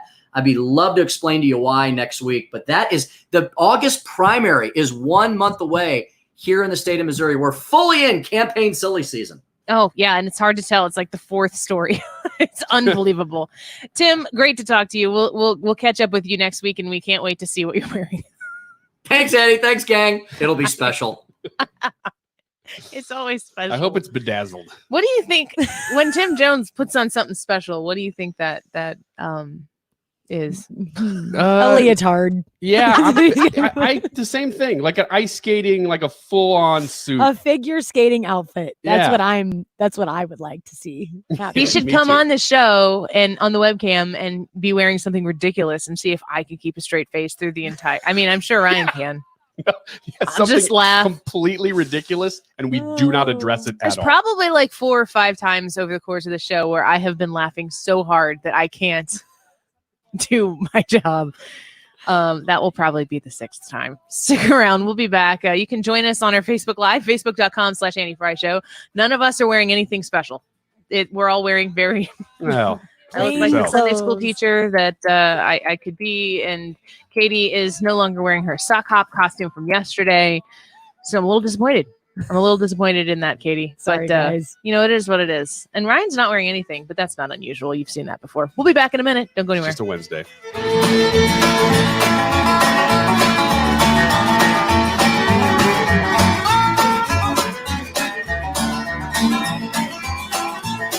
Well, I wouldn't trade my life for diamonds or jewels. I never This was one is of the them Annie money Frey hungry Show. fools. Rather have my fiddle and my farming tools. Thank God I'm a country boy. You're listening to the Annie Frey Show live from the Air Comfort Service Heating and Cooling Studio. Air Comfort Service is celebrating over 50 years of residential and commercial service, maintenance, and installation of heating and cooling systems. Get in your comfort zone. Visit aircomfortservice.com. Hey friends, it's Annie, and I've been in touch with the team here at Lakeside Renovation and Design. As an essential business, these guys continue to work and ensure their homeowners are being taken care of. They do all of this while practicing safe social distancing and following all of the proper guidelines to keep a safe work environment. Many people are concerned with inviting others into their home at this time, which is why they've begun virtual appointments. If you need new siding, new windows, or even decks, porches, or screened rooms, they can get measurements from the outside and put a bid together just for you while keeping themselves and your family safe. 636-978-5000, lakesiderenovationanddesign.com. As temperatures heat up, so are the savings. During our Legacy Box Cyber Summer Sale, we're offering 50% off. Legacy Box is the best way to preserve your home movies and photos. Legacy Box is one of the most meaningful things you can do for your family. Plus, we've made it simple and safe, and it's currently on sale. Legacy Box is an all-in-one mailed kit to having your aging media converted to digital. Simply fill Legacy Box with your old camcorder tapes, film reels, and photos. Our staff of over 250 professionals digitize everything by hand right here in the United States. In a few weeks, you get everything back on DVD or digital, ready to watch and enjoy. We've helped over 850,000 families relive their glory days. Get started today rescuing your trapped videotapes and photos. Shop our Cyber Summer Sale to save 50% off today. Buy now and save big, and send in your media when you're ready. Visit legacybox.com/gift. That's legacybox.com/gift for 50% off while supplies last. legacybox.com/gift. Stewart's American Mortgage, famous for the bagel loan.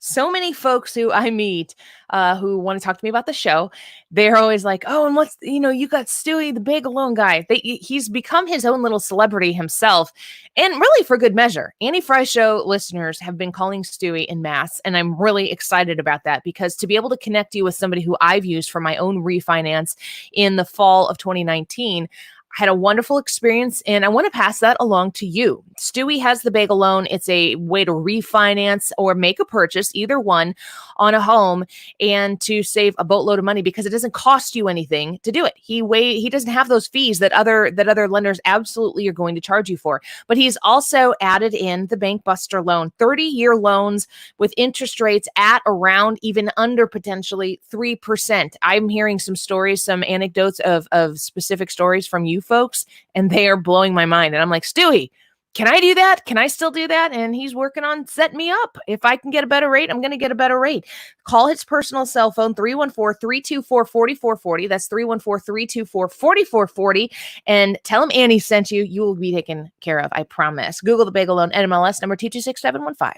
Del Walmsley here. The first thing you're going to have to learn is until you stop expecting politicians or anyone else to change your life isn't going to change. The only person who can change your life is you, but you need to know how. Listen to my show, the Del Walmsley Radio Show, where the hype ends and the help begins. You could be on your way to a better lifestyle and experience the life of your dreams. Tune in to the Del Walmsley Radio Show, where the hype ends and the help begins. Weeknights at 7, right here on 97.1 FM Talk. The Dave Glover Show. My whole life, I'm 55, has been fairly predictable. You know, like, okay, I see how life is. I no longer feel like that. Weekdays at 3 on 97.1 FM Talk.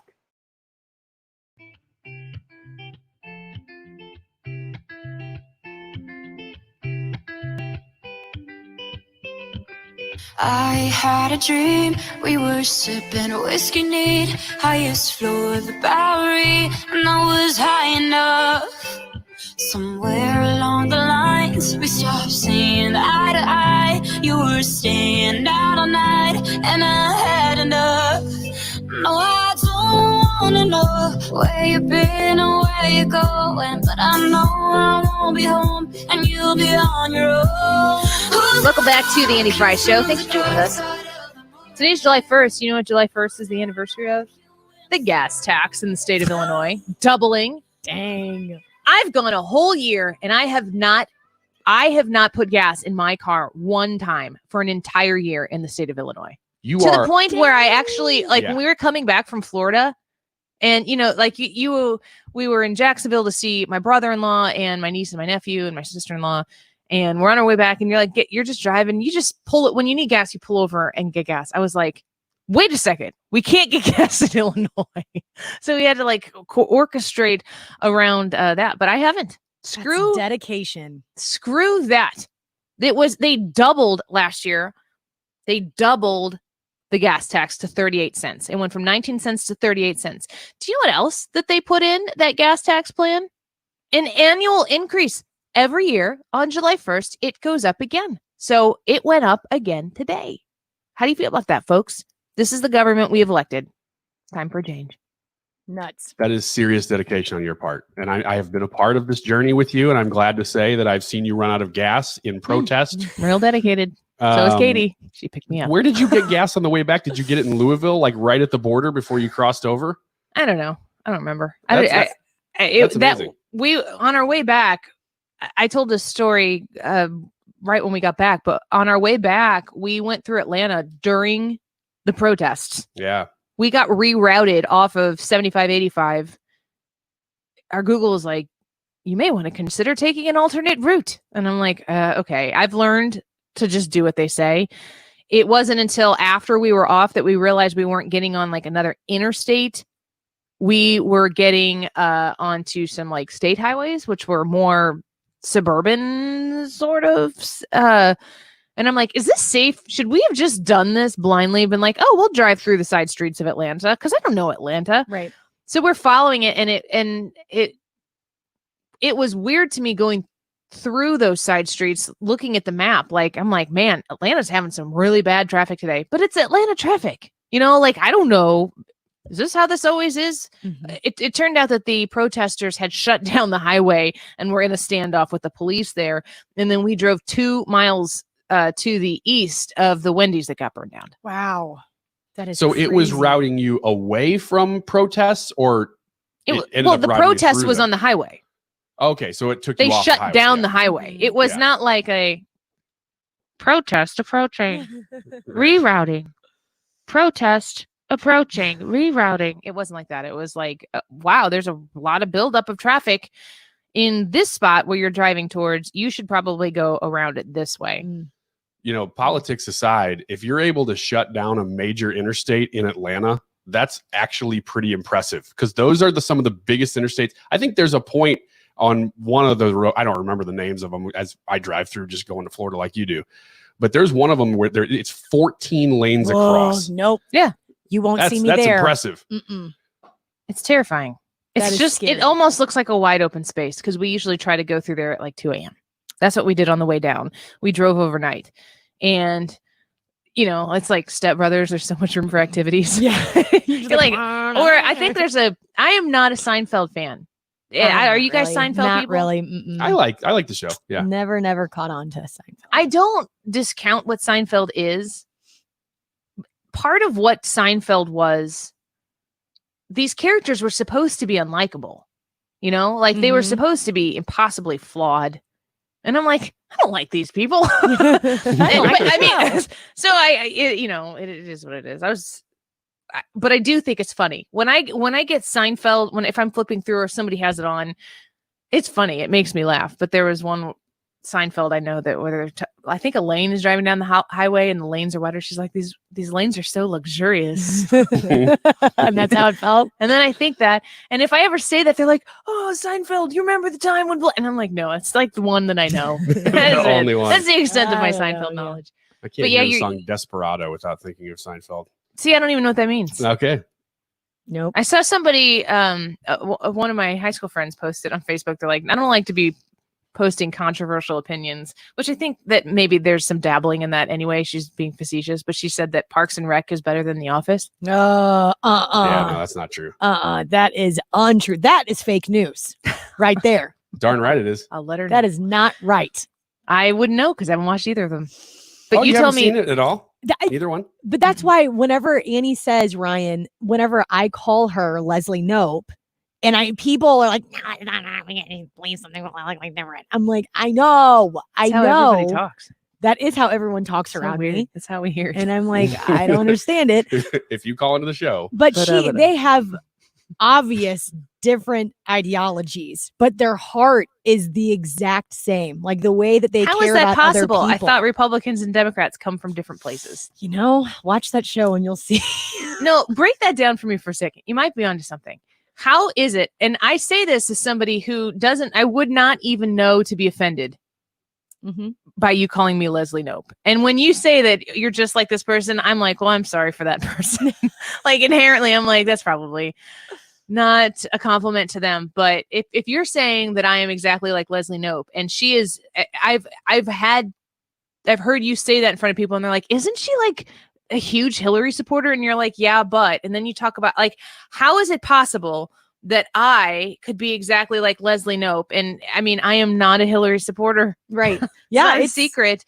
How is it possible that we could be that similar and be politically different? I think it all comes down to your heart and how you treat people and what makes you happy, and the happiness that Leslie has is like encouraging people constantly and being there for them and being extremely loyal, and that's how you are, you know, not to toot your horn, Annie. Well, but she's that is the star of the show. It's right? true. That's really what I'm getting and she's very like lovable and quirky, but she's also very orderly. Right. And yeah, she's very organized. When when Katie says that I'm really loyal, what I hear is if you cross her, she will cut your head off. It's true. And that's how Leslie when is I too. hear Ryan say she's very orderly, you will I hear, listen. yeah, she's really proficient at dictatorships. Yeah, she's got orders figured She's got out. what? What's that? Just dump that 4-letter word if you could. Nope. See, this is why we're getting in trouble all the time. This went south in a hurry. But I shouldn't have put myself out there like that.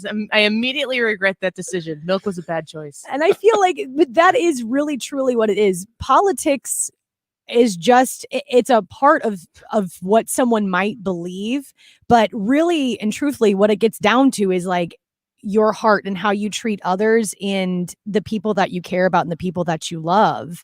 And so that's why everybody does give me a lot of crap whenever I say that you are like Leslie Knope. And I'm like, yeah, they might have voted for somebody totally different and they might be part of different political parties, but that doesn't mean you can't have similarities to somebody.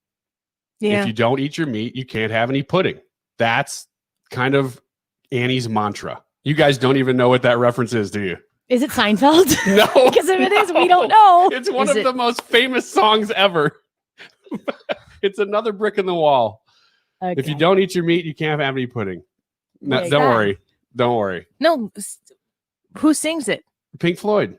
Oh, I've heard of them. This is Ryan's You know the favorite song band. that goes, "We don't need no education." You ever heard of that one? I worked with Keishi for 10 years, and I would be a part because I was a support role for 97.1 as a digital brand manager. And so I'd be in a lot of meetings where we would meet as a cluster, and we were sister station to Keishi. And Keishi always led the conversation. And I mean, they could have been speaking in Russian, and I would have been like, okay, yeah, I would definitely go. Like, I don't know anything about that. I don't know anything about Pink Floyd. I do know that song, and I do know that Pink Floyd exists. Is a thing. It could have been in Russian. Oh, okay. So you heard it here first. Annie sides with Putin. That's what she that's just pretty said. much what I said. And you also heard what Ryan said that I have, which isn't true. That's fake. That's true. I got to hear that again. We're going to rewind that in the break. Are we? Well, I am. You know, I will say, though, I think that this is a double-edged sword. I am fiercely loyal. It might get me in trouble from time to time, but if you're somebody who has done right by me, I won't ever forget that. And if you cross me, well, I won't ever forget that either. Yeah, I'm all about forgiveness. You know, like if somebody's actually sorry, you might have to prove it. Prove it. It's not. It makes me a great friend to people who are friends to me, and that is very important to me. There have been some people in my life who have helped me very, very much, who have helped me to get to here, like my family, my friends, the people who I've worked with. So I'm very grateful for all of that. And Ryan, I'm grateful. Yeah, for you and I'm sorry for everything I've ever done. in this Sincerely. In this segment. Yeah, We'll just be right right now. back. If you've listened to 97.1 FM Talk, you've heard of Doug Voss of Voss Financial and Safe Money Radio, as he has been a staple on the station for many years as the financial expert. Trust and results are the two biggest factors in an advisor, and this is why Doug is so successful. So listen to Safe Money Radio 7 times a week on 97.1 FM Talk. He can see you at the office with plenty of distancing, of course. He can do a virtual call, 844-676-SAFE. That's 844-676-7233. Doug Voss is a registered representative. Securities offered through D.H. Hill Securities, LLLP. Member FINRA and SIPC. Decision 2020 is here at 971talk.com/election. Brought to you by Hanson's Tree Service. Contact Hanson's Tree Service. Our work is tremendous.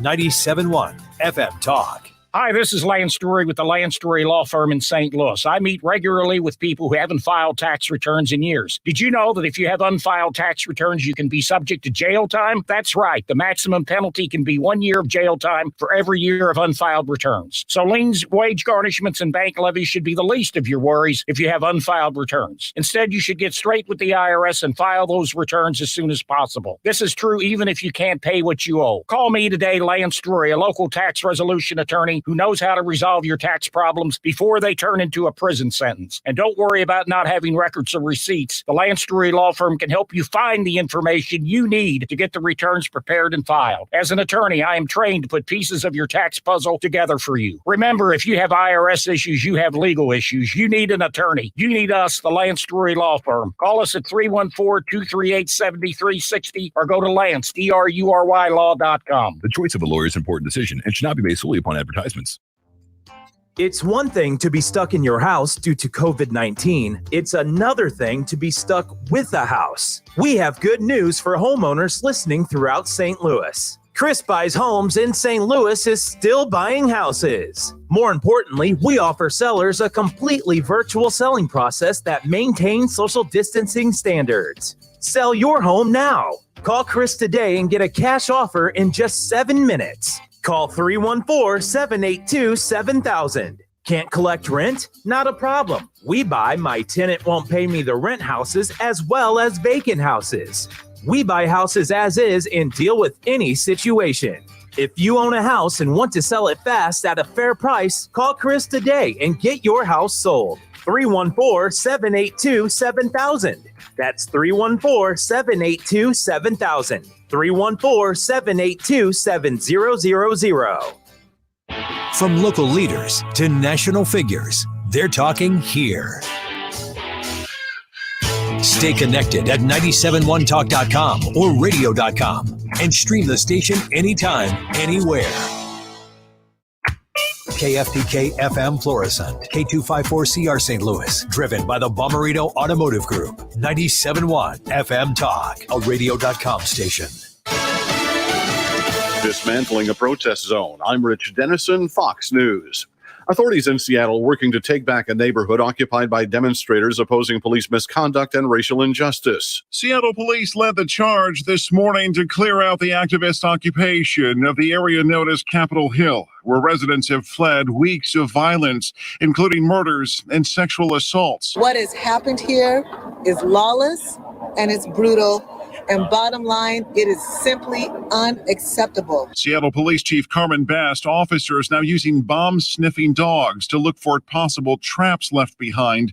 Activists, for the most part, have cleared out, though some tell us they're regrouping for their next move. We've also seen thankful residents there, bringing coffee to officers. Fox's Jeff Manasso. President Trump today vowing to veto a massive defense bill to keep military bases such as Fort Bragg named after Confederate officers. The president taking to Twitter early this morning with the threat of rejecting the package, which provides more than $740 billion in Pentagon spending. Hong Kong police making several arrests today under a new national security law imposed by China's central government. Secretary of State Mike Pompeo today reacting to that new law. Free Hong Kong was one of the world's most stable, prosperous, and dynamic cities. Now it will be just another communist-run city where its people will be subject to the party elite's whims. It's sad. Chinese authorities were seen firing tear gas and pepper pellets against demonstrators. Today is the anniversary of the former British colony's handover to Chinese rule. California Governor Gavin Newsom indicating he'll tighten coronavirus restrictions as a surge in new infections prompts the closures of bars and beaches ahead of the holiday weekend. Texas, Florida, and more than a dozen other states also seeing a spike in cases.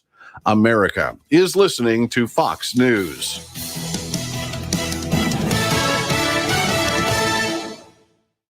Hey, if you're looking to cut costs and free up some cash on a monthly basis, start today with Pure Talk USA. Now, the average family of four is saving over $800 a year on cell phone service by switching to Pure Talk USA. Now, every plan includes unlimited talk and text. And by the way, it just starts at $20. So switch to Pure Talk today. Just dial pound 250 keyword Pure Radio. Pure Talk USA, simply smarter wireless. You'll have the option to receive a one-time auto-dial text from Pure Talk USA. From faulty breakers to broken windows to leaky pipes, roofs, and water heaters, homes and businesses around the country can't work until the pros do.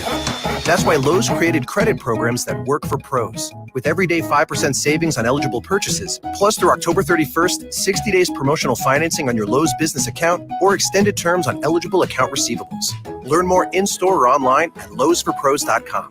Putting money back in your pocket. Just one more reason Lowe's is the new home for pros. Subject to credit approval, U.S. only. Air Comfort Service heating and cooling weather with Chief Meteorologist Dave Murray. Our latest round of rock and roll rain and thunderstorms now kicking off to the east. Very, very humid this afternoon with a mix of clouds and sunshine. High temperature trying to reach 90 degrees. Tonight, all is dry. Partly cloudy skies, very humid, 72. Thursday and Friday, partly sunny, hot and humid, limited spot thunderstorms Thursday and Friday, each day 92 degrees. Saturday for the 4th, partly to mostly sunny skies, humid, 92 degrees. This is 97.1 FM Talk Chief Meteorologist Dave Murray. It's open enrollment season, and MediShare is a Christian healthcare sharing ministry that saves most families about $500 a month. Google MediShare and see if it's a right fit for you. And check out the podcast from the Associated Press, Ground Game, hosted by AP's digital editor, Megan Crane. Kitchen, basement, and bathroom remodels. Is this the time that you've been thinking about how you wish your kitchen had a different layout? Maybe it frustrates you that you always have to go over to this side of the kitchen to get this thing, and you wish it were just completely redone. Well, I want to introduce you to Lakeside Renovation and Design. For the same folks out there who are thinking about the exterior of your home, if you notice the dingy color of your siding, if maybe it's cracked, if it is old, if it is unsightly, and you are ready to make the transformation because you love your home, you love your neighbors, you love your neighborhood, and you don't want to move. You just want to make the house be the home that you've always wanted it to be. So you want that James Hardy siding that is going to be the just dramatic transformation you've always wanted. Again, I want to introduce you to Lakeside Renovation and Design. You can try 18 months interest-free financing with them. They have several options available to make sure that it is an affordable transformation for you. And these are the folks who do business the right way. Very kind. I've met the owner, the operator, and the staff there. They are so very good at what they do, but they're also very good people. That matters to me, and I have a feeling it matters to you as well. LakesideRenovationandDesign.com. Hi, George Weber.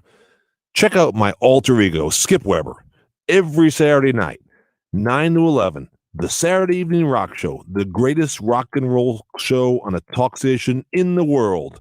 Don't miss it. Hi, I'm Ryan Kelly. Everyone's lives have completely changed over the last few months, and we're all adjusting to the new norm. Most folks have lost some income and are adding a lot of new debt. There's never been a better time in history for a cash out refinance. That's how you come out of the shutdown ready for whatever the future brings. Get pre-approved for your cash out refinance today with our 5-minute loan approval, only available at thehomeloanexpert.com. The Home Loan Expert LLC, NMLS number 1326241. The winner of Adweek's Creative Podcast of the Year returns. Film is a hobby, not a career. I know, Dad. Blockbuster, the story of James Cameron. What, me? No. A movie for your ears. This isn't what I envisioned. This is my profession. It's my movie. Jim, this line, it should be more like a machine. I will be back. About the world's most ambitious filmmaker. Leo, just say, I'm the king of the world. What? Why would I yell that? Whoa, we're still dropping. I got it, Jim. We're gonna crash. Holy, talk to me. I got it, Jim. You don't got it. I got it. What do we do? It has to be perfect. Blockbuster. Listen now on radio.com, Apple Podcasts, or wherever you get your podcasts. You can stream 97.1 FM Talk anytime.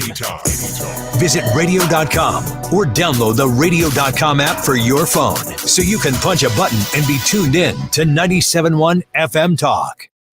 The Annie Frey Show is sponsored by Forensic IT, the tech experts that find the root cause of your technical problems. ForensicIT.com. That is exactly what I needed to hear. Thank God someone here knows what they're talking about. That's us. That's right.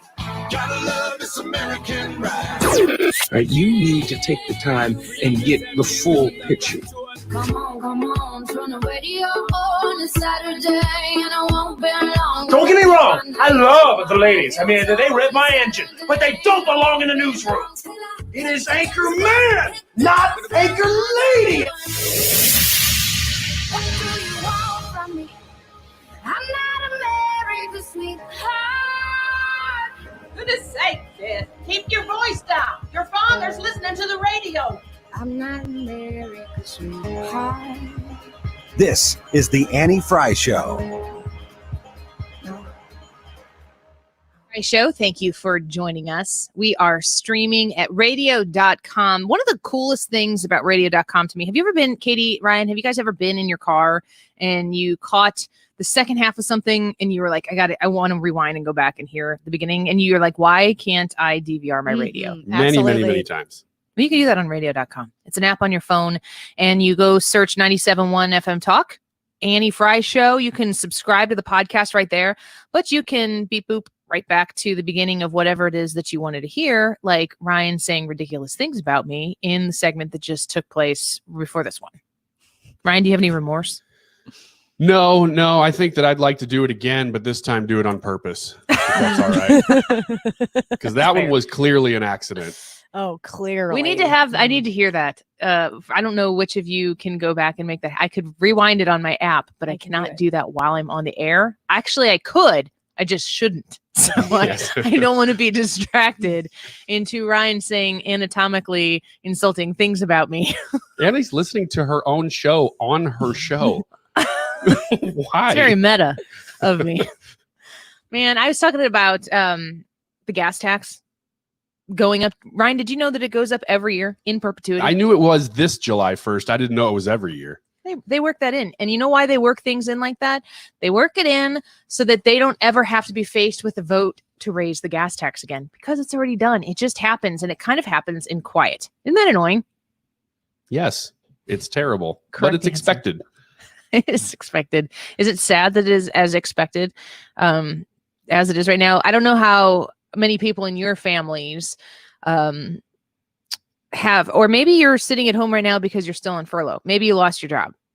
You know what you should look into? You should look into being an Illinois politician. Let's get our guest on the phone here with us. Miley Smith is the director of labor policy at Illinois Policy Institute. IllinoisPolicy.org is the website. Miley, it's good to have you on the show today. Thanks for joining us. Yeah, thank you for having me on. So it's good to be an Illinois state worker right now. They're having a very good July 1st, from what I understand. They are. They're having a great July 1st. Raises went into effect today for at least 38,000 state employees. And actually, they got 2 raises each. The average employee will see their pay increase by over $1,300 starting today. And they're also seeing seniority, so those year-by-year increases. Those go into effect today, too. And it's going to cost the state, this set of raises, $261 million. Well, we've got that in the bank. So this shouldn't be a problem. Oh, of course. Yeah, there is no $6 billion shortfall in our budget. No kidding. It's there. Here's the thing that frustrates me. And Miley, you pay very close to labor policy, specifically in the state of Illinois.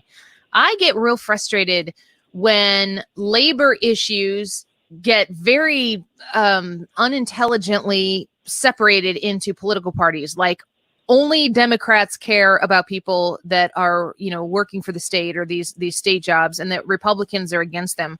I'm married to a public school teacher who comes from a family of generations of public school teachers, and these people happen to be taxpayers as well. So when the state of Illinois is faced with an enormous tax burden that isn't even actually solving the root cause of the problem, and these wages go up, I think it is so imperative that, as an Illinois taxpayer myself, and as a citizen of this state that loves the state of Illinois, that wants to fight for rectifying the state of Illinois, that we don't lump people who are state workers into like this other group of people. They are burdened by this state's fiscal disaster as much as the rest of us. And I've talked to many of them who don't like the fact that, their taxes in their own paycheck are going to go up in order to afford the raises that are going to go into their checking account. And if they're married, you're taking out of both paychecks.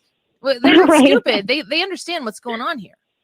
Yeah. And, we called on the governor to delay or cancel these pay increases because it would have had multiple effects. Obviously, it could have helped free state funds for the relief of the vulnerable Illinoisans who have been most affected by the economic downturn posed by the shutdowns that have happened. But it also could have helped forestall state worker layoffs or furloughs on down the line that we are seeing happen in other states. So this kind of action to delay or cancel these pay increases would have helped Illinoisans overall, but it really, indicates that Pritzker's true priorities they're not with the greater good of Illinois taxpayers and residents and with those struggling to make it through this health crisis. It's with big labor and other politicians who are wanting to cater to those union leadership interests. Miley Smith, Director of Labor Policy at Illinois Policy, is on the phone with us. Miley, this could be one of those issues where it's very easy to say, well, Democrats are spending money they don't have. Well, big surprise. But in this case, I'm noticing in your article, too, that you've noted that Governor Jay Inslee from Washington is canceling a 3% pay hike in his state. Andrew Cuomo from New York is delaying raises. Governor Northam from Virginia is pushing back state worker raises. I mean, it's happening all over the country with other Democratic governors. Why not Illinois? It is. Yeah, it is. It's Pritzker's counterparts in other Democratic states, and they are taking steps to rein in these expenses. And that's a fantastic question. Pritzker could have sat down with AFSCME. Now, he would probably say, well, there's a state worker contract. We can't, these were already scheduled, like Annie mentioned. We can't go back on that now. But he could have sat down with the union, which is AFSCME Council 31, to discuss and negotiate potentially delaying these raises. And as I mentioned, it would have potentially benefited those workers themselves. But AFSCME and Pritzker did not do that. Interestingly, while the state cannot, unilaterally, without union support, delay these raises, the state does have the power to lay people off. And that is where this will end up pushing things if we don't see some sort of relief for taxpayers. Miley, speaking of being in the middle of this pandemic and there's a lot of lawsuits going on with the governor and questioning the authority that he has, the Illinois Emergency Management Agency Act, I think you've noted that in your article too, he could use that to get this done in the middle of the pandemic. I mean, he's using that to get lots of other things done, right? He is using that to get other things done, and things that I know people have questioned whether or not his authority goes that far.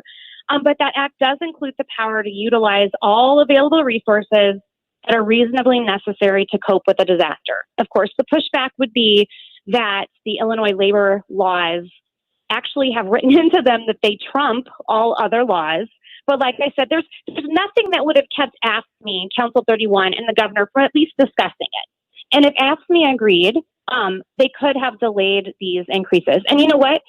Other governors, like you mentioned, they have collective bargaining agreements and contracts with their state employees, and that did not stop them in the middle of a pandemic from taking the steps that they needed to take in order to protect the citizens in their state and best help them.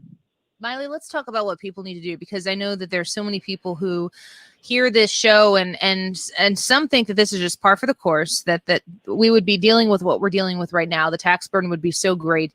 And then yet we're still handing out raises to people who are being paid by those tax dollars. If people want to support good tax reform in this state, if they want to be a part of the solution, what advice do you have? I would say, first of all, they can always contact their representative. And we have a tool on our website, illinoispolicy.org, where they can contact their representatives and senators directly, telling them to make better choices, to do things that are going to support pension reform and other things in the state that are going to help the residents. We also need to be paying attention with what is going on with the progressive tax push. That will be on the ballot in November. And that is just another hit to 100,000 small businesses in Illinois that are already struggling to survive after quarantine. And they can learn more about that on our website as well, illinoispolicy.org. Awesome. Well, I think people need to go check it out. Also, request to join the Lincoln Lobby. A lot of Annie Frey Show listeners have requested to join that group, and you guys continue to make changes based on the conversations that take place on that Facebook group, the Lincoln Lobby. Great to talk to you, Miley. We'll discuss again the next time, and send people to illinoispolicy.org to find out more information. That's great. Thank you. Yep, absolutely. Miley Smith joining us with Illinois Policy, the Director of Labor Policy at Illinois Policy Institute. Let's take a quick break. When we come back, we've got I feel like this is a very interesting thing Ryan shared with us last night. Some things that foreigners, is it people who don't live here? Isn't that right? Yeah, it's all foreigners. Don't like, or that they love about the United States of America. So it's just a list of things that people love about our country. And I'd be interested to ask you, specifically speaking, what do you love about the United States of America? I mean, there's the schmaltzy stuff that you can tell us, but give us some specifics. You can comment on our Facebook Live at facebook.com/Annie Frey Show. Also on our YouTube Live. If you go to Annie Frey on YouTube, Frey, you can watch us live there and comment along. Make sure you subscribe there and tell us, like, what are some things that are specific to this country that you love as we work our way towards a July 4th weekend. We'll be back in just a minute.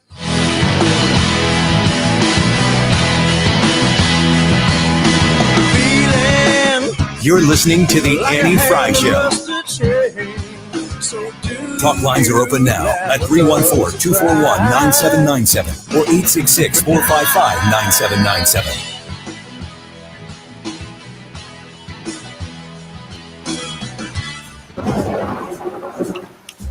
If the rain leaves you with a wet basement or damp crawl space, Foundation Recovery Systems can help. Go to FoundationRecoverySystems.com today. Foundation Recovery Systems. There's a reason we've been around for so long. Tony La Russa here. Has your loss of energy and weight gain thrown you a curveball in your relationship? If so, go see my friends over at Victory Men's Health. Discreet, first-class professionals will help you hit those curves out of the park. VictoryMen'sHealth.com. That's VictoryMen'sHealth.com. Home truly is your place of trust. Protect your investment with a free remote estimate from CertaPro Painters. Show us what you'd like painted from the safety and comfort of your own home. We'll ask some questions and add some expert advice. Then we'll provide a detailed estimate so you know exactly what you're getting and what happens next. It's all quick, safe, and easy. Whatever painting project you have in mind, your local neighborhood CertaPro Painters will do the job right. Start your remote or on-site estimate today at CertaPro.com. Proven and trusted experts in painting. What's your favorite four-letter word? Chances are you've said it more than a few times with this social distancing, face mask wearing, staying at home world we live in. But at Compass Retirement Solutions, our four-letter word of choice is hope.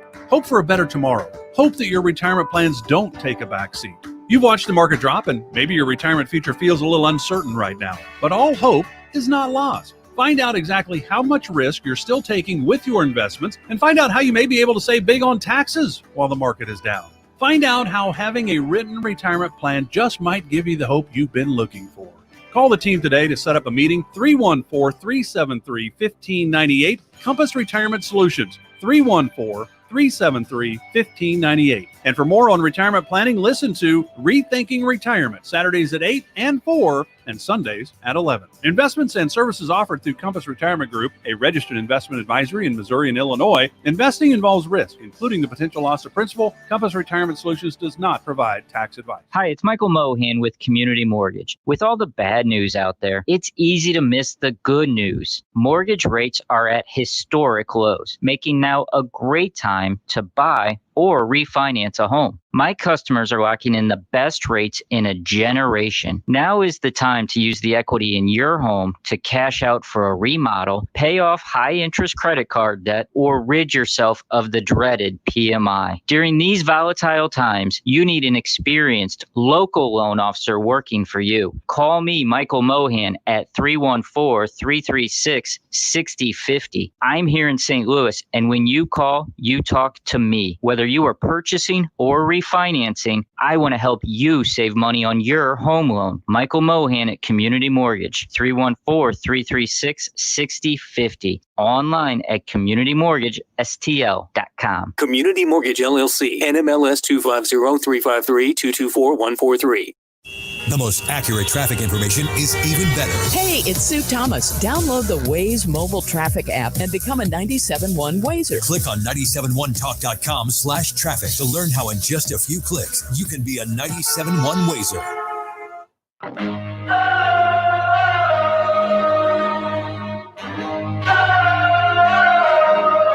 Into the unknown. Into the unknown. Into the unknown.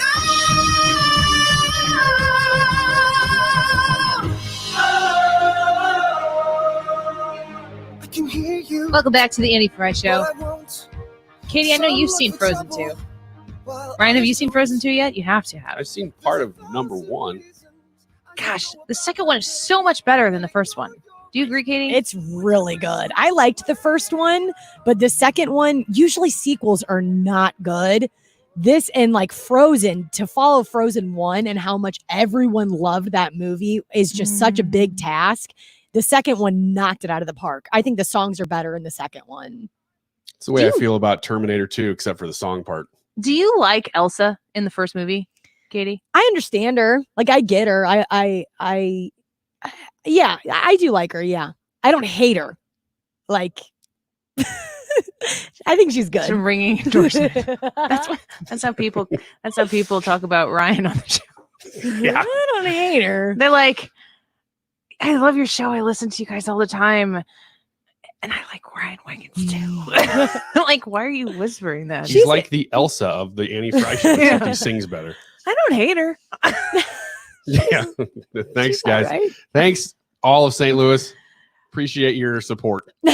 People feel compelled to tell me that. I don't get to see as many people these days as I used to, but it was always, people would say to me a few things. They're always very complimentary about the show. They love the show. They love the vibe that we have.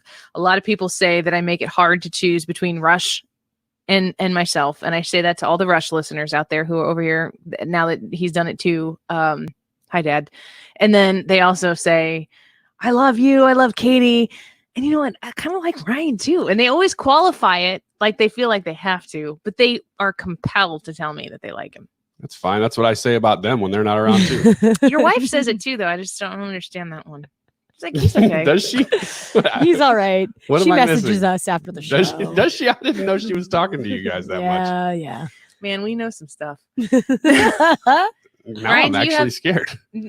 I lied about all of it. I made it all up. Good. Do you have that story up that you shared with us? Yeah, it's somebody put out there just to anyone not living in the United States, and I don't know if it was because of July 4th or just because we wanted some good news, but they said, what are some things that you like if you're not from here about the United States that we wouldn't know because we're from here? And I don't know if it's people living here or just visiting, but there's a whole list of really unique things up that number one I'll start with just says how accommodating many places are to disabled people, especially for people in wheelchairs. There are often ramps and large disabled parking spaces, not to mention that there's an entire amusement park for people in wheelchairs in San Antonio. Apparently that's rare. I didn't know that either. That's neat. I don't know how we compare. This is on BuzzFeed.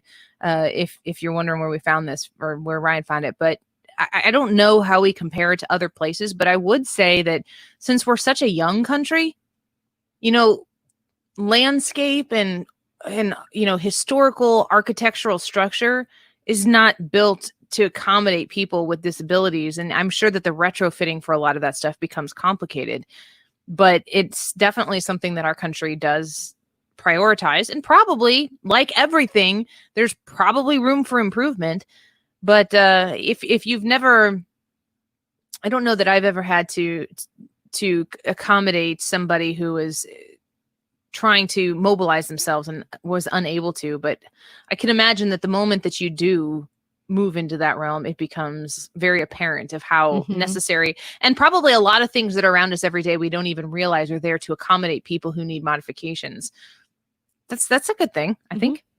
Yeah, there's a lot of really cool ones on here that because either you grew up here or they're just so close to it, you wouldn't even think about. But I like number 3 is big living spaces. He says, I live in Hong Kong and our average flat size is around 300 to 500 square feet. Oh. If you're in a flat that's over 1,000 square feet, that's considered luxurious. Ooh. We don't even think about that at all. We've got plenty of space. I think people from New York probably think that about us in the Midwest. That's probably true. I remember when we went to New York, Annie, I'm like, these apartments are probably worth so much money. We were on realtor.com looking them up. And the hotel room even was tiny for what you pay. And it was a nice hotel. They put us up in a nice hotel, but it was, the room space was small. And, you know, that's just, it's spaces at a premium. You're on an island. I like these because they sort of speak to the character of people too. This one says, people there, as in here, are really nice and talkative. Here, wherever they are speaking from, different country, says you don't ask where tourists are from or begin a conversation just randomly while in a grocery store. I was a bit confused by you guys saying, how are you, as a greeting. I knew that you did this. So somebody told them ahead of time, remember, when you go over to America, they will ask you how you are all the time. But it still caught me off guard. Are you supposed to answer it, honestly? Are you supposed to say, I'm good, you? Have you ever honestly answered that question if you were not having a good day? They said, I'm not doing never great. to somebody who didn't really want to know. I think that is a social situation you have to read. Yeah, not a random person. I would never be like, let me just unload on you really quickly as usual, at the grocery I have fun store. doing that. Ryan's trapping somebody in the grocery store. Yeah, Right. how are you? Well, now that you asked. Number 7, you can turn right on red lights. Yes. Is that not? I Well, I don't mean, know. if you're not driving, don't do that if you're not driving on the right side of the road. Yeah, I guess that's true. Maybe you can make lefts in the UK. Hospitality and kindness. On my travels in America, I found the majority of Americans to be kind, keen to help, and lovely to spend time with. Yeah, see, we don't suck, so stop acting like we suck. Stop being apologetic for everything. Stop thinking that because there's ever been something wrong in our history that we somehow or another deserve to be mopey and like guilty ridden for the rest of our lives. Of course we've got bad stuff in our history. Let's not even talk about American history. Let's talk about your personal history or my personal history. I've got stuff I've done that I'm not proud of. I've got stuff that I've done that I wish could be different. I know a lot of people who have stuff that they've done that they wish they would have done differently. That doesn't mean the rest of their life is a waste. It means you take what you did and you learn from it. And I would say that on a, let me think this through here for a second. No. I'm not going to go there. But if you, when you are somebody who is faced with a legal issue potentially, and you want to be able to have a second chance, like America is a place where you get second chances. America is a place where we are free to do so much more and live our lives in such a freer way than many, many other countries allow us to do. And it's almost privileged to be able to be this self-deprecating. You know what I'm saying? Mm-hmm. Like, you sound like spoiled, rotten brats that are like, oh, it's just so terrible. Like, you have the privilege and the time and the safety and the security to sit there and wallow in everything bad that has ever happened. And then you ooze it out onto everybody else and expect them to feel the gunk of what you're experiencing right now. Like, why not just lift people up? Why not take where we've been, what we have done in our history as a country, not we as a people, because there are sins that this country has that I don't have. And there are sins that my generation is going to have that my kids and their kids are not going to have. That's always going to be the case. But we should be so ridiculously proud of what we've been able to create here in this country in 240 years. 240, 26, 32. 244. Yeah. Ish. There's no reason not to be proud of that. And because, like when a mother says that she's proud of her son, does that mean that she's proud of every single thing that son has ever done in their life? Well, of course it doesn't. But she loves him. And so she's proud of him. And she will look to care for that child of hers. And she will look to build that child up and continue to move that child in a positive direction because she loves it. It's not a statement of exoneration for everything that son has ever done. I'm annoyed by it. I'm getting more annoyed by it every day. Well, let me cheer you up with this one, because apparently in other countries, they do not have free refills at restaurants like we do. And I'm telling you what, I'm looking at that soda right now, and it looks real good. Yeah. Sugary, quote, free refills at restaurants, still amazed, end quote. Still amazed. Sometimes I'm amazed by that, though, too. Sometimes, like, I catch myself going to get a refill at McDonald's or Wendy's, and I'm like, dang, I can just do that. About the restaurants that charge you $3 for the initial soda and how much it costs to fill that thing up 7 times. Yeah, that's a fact. Mm-hmm. In the words of a place I like to frequent for vacation, we say nothing is free; it's included. Yes, big difference. Go ahead. If you travel, I haven't traveled a lot to foreign nations, but in the limited travels that I have had, I've gone to, let's see, Mexico, Quebec, Canada, which feels very different than the rest of Canada. It's very French, and Iceland. So that's my international experience, mostly this continent. But it is really rare to be able to find ice anywhere you go. New York was that way. Was it? Yes, we could not find what do you have ice against ice? Anywhere. No one served ice with any of their drinks. They must be trying to be European or something, because that was very much a French thing in Quebec, and everywhere I've been, it's not a priority. Nobody cares. Man. Yeah. This one's great. Safety in rural areas, which I guess if you're from a nation where there's not as much rural land, this would be a big deal. Our dream is to buy a farm and live peacefully, but where I live, it's so dangerous, it's unreal. When I see movies or programs, that's beautiful. I love this statement. When I see movies or programs about people living on ranches or farms in some town in the U.S., it looks amazing. Oh, that's great. I love that we're exporting that. Where were we driving back from, Katie? Springfield. Yeah, Springfield. That's where we went. Yeah. We went to an event in Springfield, Illinois, and I drove, and I was driving Katie back. And we took Highway 150 something, 7, whichever one goes out to Hamel. We're driving between Hamel, which is exit 30 on 5570. So we got off of 55. I guess it's just 55 at that point. We got off of 55 and we cut through Hamel in this country. She's like, wow, there's so much land. It was like she was seeing a dinosaur. Like, oh my gosh, there's a T-Rex. I've heard of these things before. Look at its little arms. Look at all that grass. Look at that house. And then there's another house way over there. That's unbelievable. Where do they go for things? There was like hay What bales. do they do? Yeah. What is that? Aren't you from like doing suburban Missouri? Yes. It's not as if you're from Tokyo or something. No, but honestly, I have never like lived on, or I can't fathom living that far away from my neighbors or from a grocery store or from convenience, really. That's what the thing is. It's 10 minutes to the grocery store. That's a long ways away. How bad do you need the food? I Start got a earlier. Walgreens up the street. I got a Schnucks You grow down your the food. street. You got some cows out in the front. You want a cheeseburger? You know what to do. I've always lived in very crowded city places. And you like it? Yeah, I love it. I absolutely love it. It would scare me. I told you this, Annie. It would scare me to live that far. I told you this. She did. Annie. I told She did. I'm, I think I told you. You better listen to me.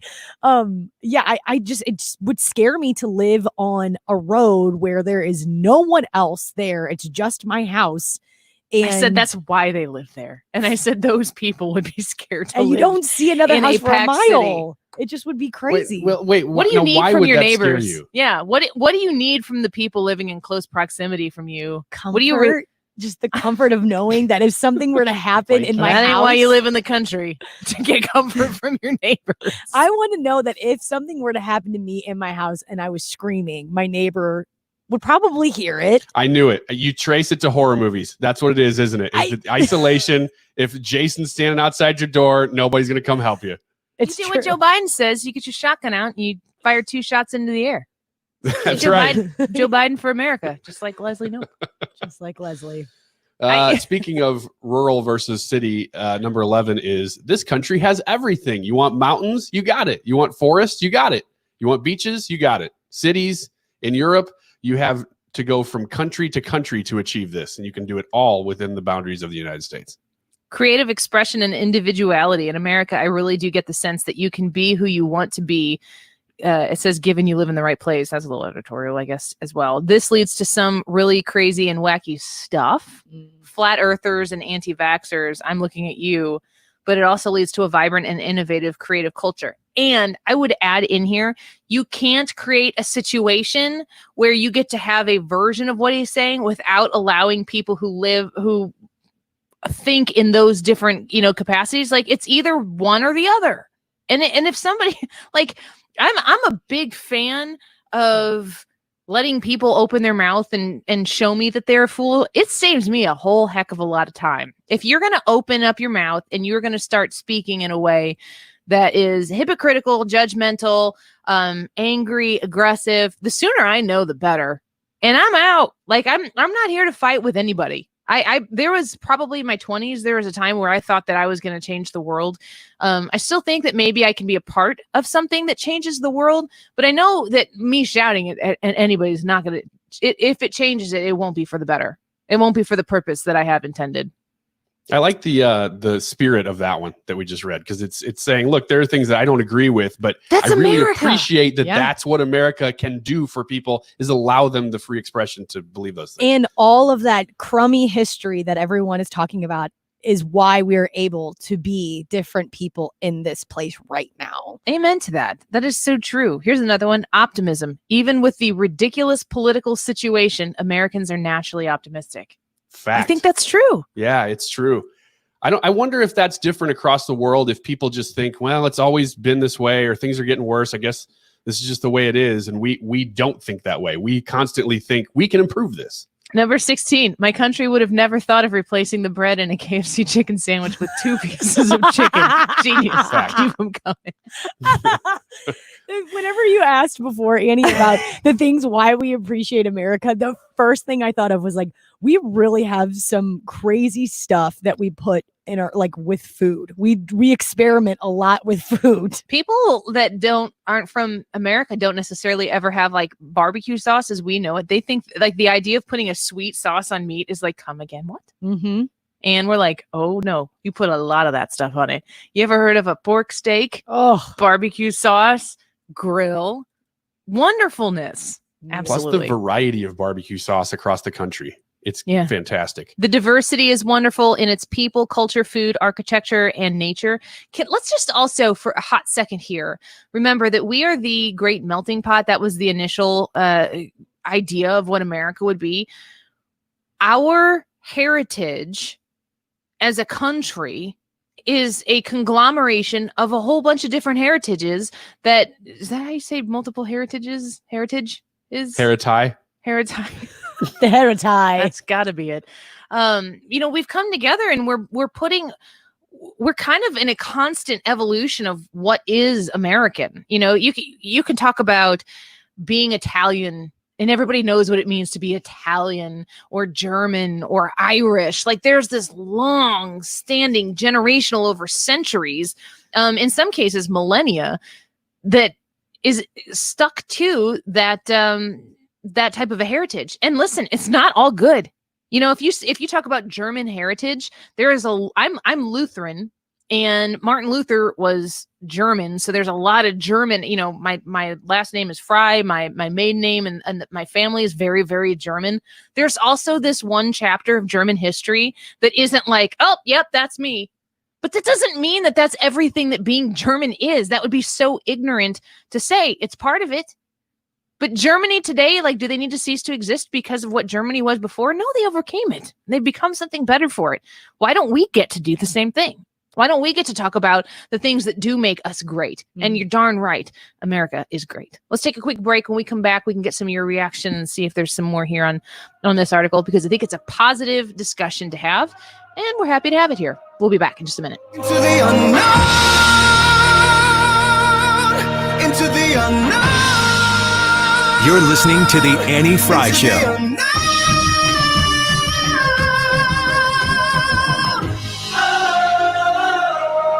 Talk lines are open now at 314-241-9797 or 866-455-9797.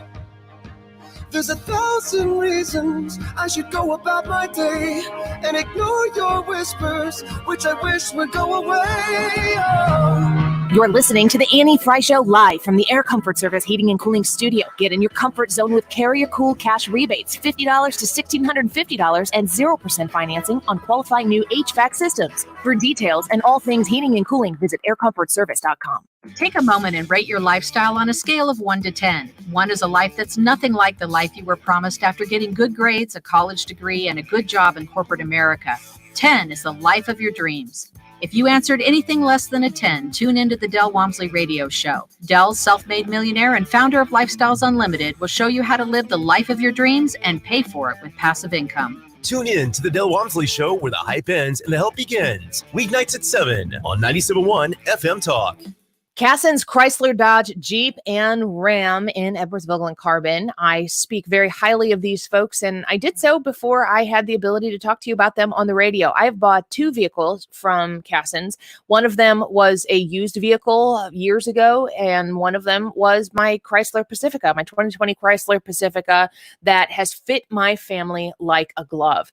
There's something about a Pacifica that I want to encourage people who, even if you don't have little ones to get in and out. First of all, the van doors, they slide. They don't open up into other people's vehicles. Such a plus. For people who are, maybe if you're getting older and you don't like to climb in and out of the big SUVs, or if you don't want to climb up and out of a sedan, Chrysler Pacifica is the perfect medium. Also, it helps. So if you got to carry and tote around some grandkids from time to time, you are going to love the ability to have them get in, get out. It's convertible to 8 seats. Mine has 8 seats, and I can take out the middle seat and make it 7 seats, kind of like a traditional minivan. I love it. We have not regretted any minute of our Chrysler Pacifica purchase from Cassens. And right now, for a limited time, you can get 2020 Chrysler Pacifica employee pricing over $7,000 value below MSRP. This is a great opportunity to get into one of these vehicles that I love, love, love. Check them out online at cassenscan.com. Hey guys, Glover here. If you are nearing retirement or already retired, call Thomas Helbig with the Retirement Advisory Group at 314-993-9494. He'll show you how to participate in the market gains without ever losing a penny. Thomas is the official financial advisor of the DGS. As temperatures heat up, so are the savings. During our Legacy Box Cyber Summer Sale, we're offering 50% off. Legacy Box is the best way to preserve your home movies and photos. Legacy Box is one of the most meaningful things you can do for your family. Plus, we've made it simple and safe, and it's currently on sale. Legacy Box is an all-in-one mailed kit to having your aging media converted to digital. Simply fill Legacy Box with your old camcorder tapes, film reels, and photos. Our staff of over 250 professionals digitize everything by hand right here in the United States. In a few weeks, you get everything back on DVD or digital, ready to watch and enjoy. We've helped over 850,000 families relive their glory days. Get started today rescuing your trapped videotapes and photos. Shop our Cyber Summer Sale to save 50% off today. Buy now and save big, and send in your media when you're ready. Visit legacybox.com/gift. That's legacybox.com/gift for 50% off while supplies last. Legacybox.com/gift. Is your siding dated and showing signs of wear and tear? Do you worry about your friends and neighbors visiting your home when it looks like it needs repairs? At Lakeside, we feel you should be proud of your home. For the last 23 years, we've helped thousands of homeowners just like you update their home so they could love the look and feel of their newly sided home. James Hardy Fiber Cement Siding gives you the look of a brand new home, along with the confidence that will last a lifetime. Call Lakeside Renovation and Design today at 636-978-5000. And through April, get interest-free financing for up to 1 year. Hi, I'm Ryan Kelly with thehomeloanexpert.com. The housing market is really heating up and it's about to take off. Mortgage interest rates are sitting near all-time low levels, and that means you have a lot more buying power. Don't miss out on the home of your dreams by working with the Ron Mortgage Lender. We make the entire process easy and can get you in your new home in 14 days. Get pre-approved today with our 5-minute loan approval, only available at thehomeloanexpert.com. The Home Loan Expert LLC, NMLS number 1326241.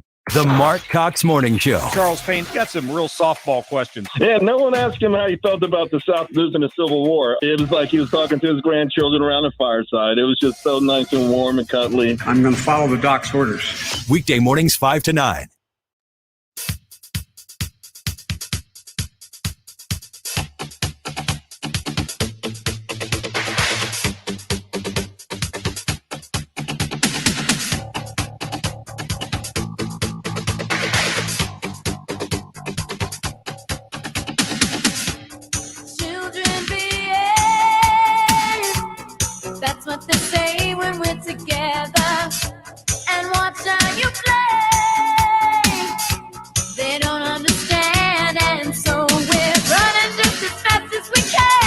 Welcome back to the Annie Frey Show.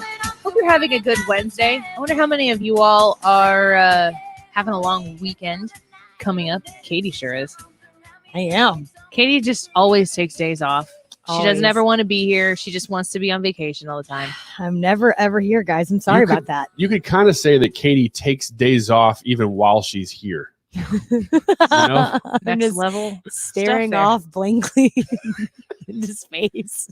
I I'm come glad up you with went an it, 'cause idea that was and a I huge, terrible insult. I go, Katie, do you think we could blah, blah, blah? And she goes, and then she looks at the ceiling and she's thinking, when the Frosted Flakes am I going to do that? Okay. And then she goes, yeah, I think we could do that. We'll make it work. We're always going to make everything work until it doesn't. That is my mentality. That's Well, my you game know that plan. I am orderly and loyal, which is potentially a compliment, potentially a veiled insult, which is the opposite of what Ryan just did to you, which was just an in-your-face insult. I'm used to it. Ryan's always throwing backhanded compliments at me. Yeah, at least they're compliments, even if they're backhanded. But the reason why you are those things, Annie, and the reason why that was brought up today is because you remind me of this woman right here, except for the fact that she is obsessed with Joe Biden. This is one Leslie Knope. What is your ideal man? He has the brains of George Clooney in the body of Joe Biden. Interesting. Out of respect, I did not include any images of the only other man in the world who's as sexy as you, Joe Biden. Yes, you did right there. Oh, well, that's just a little one. To win an election, you have to be good and you have to be lucky. Like Joe Biden. He's good, but he was also born incredibly handsome. So that's lucky. She loves him. Is he handsome? I'm sure at one point he was good looking. I'm sure whenever he was a little bit younger. Would you say that about Trump, though? No, I did not think that Trump was good looking when he was younger. Joe's got the jaw. He's got a nice, strong jaw. I'll give him that. So Joe's doing it for Ryan. Got it. Yeah, still is. Still is today. Now who's more like Leslie Knope? Clearly me. Yeah, that's Leslie. I don't understand it. If I don't talk, what would you talk about? I don't know that we would talk so much. I would just breathe heavily so that the radio So didn't. that I would start talking again and make you... Okay. Well, we did have that conversation about mac and cheese earlier. So we can circle back to that, what we talked about on the break. That was a good conversation. The summary of the conversation was that you cannot buy cheap macaroni and cheese. You have to buy the good brands. It's one of the things you can't do off brand. There you go, St. Louis. Mm-hmm. Mm-hmm.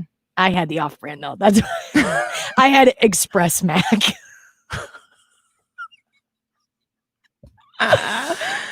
Yeah. Is this a social experiment, Annie? Is that what you're doing? This is an in the moment experiment. I'm just kind of living on the edge. Do you want to go back to the greatest things about Americans? I know. I think we pretty much covered that. Okay. No more great things. I have to say though, in light of us listing off all of those great things, there is a what's trending on Twitter right now is the 4th of July. And if you can believe it, everyone is not excited for the 4th of July. I was going to say, is it what I don't want to read? Yes, it is all of the things you don't want to read. It's getting to be that you wonder how many of these people are real. I mean, I'm sure some of them are Russian bots or whatever, but some of these people, I'm like, I don't even know if you believe this. Like, do you really hate 4th of July? Really? Yeah. And hey. And that happened. And that happened.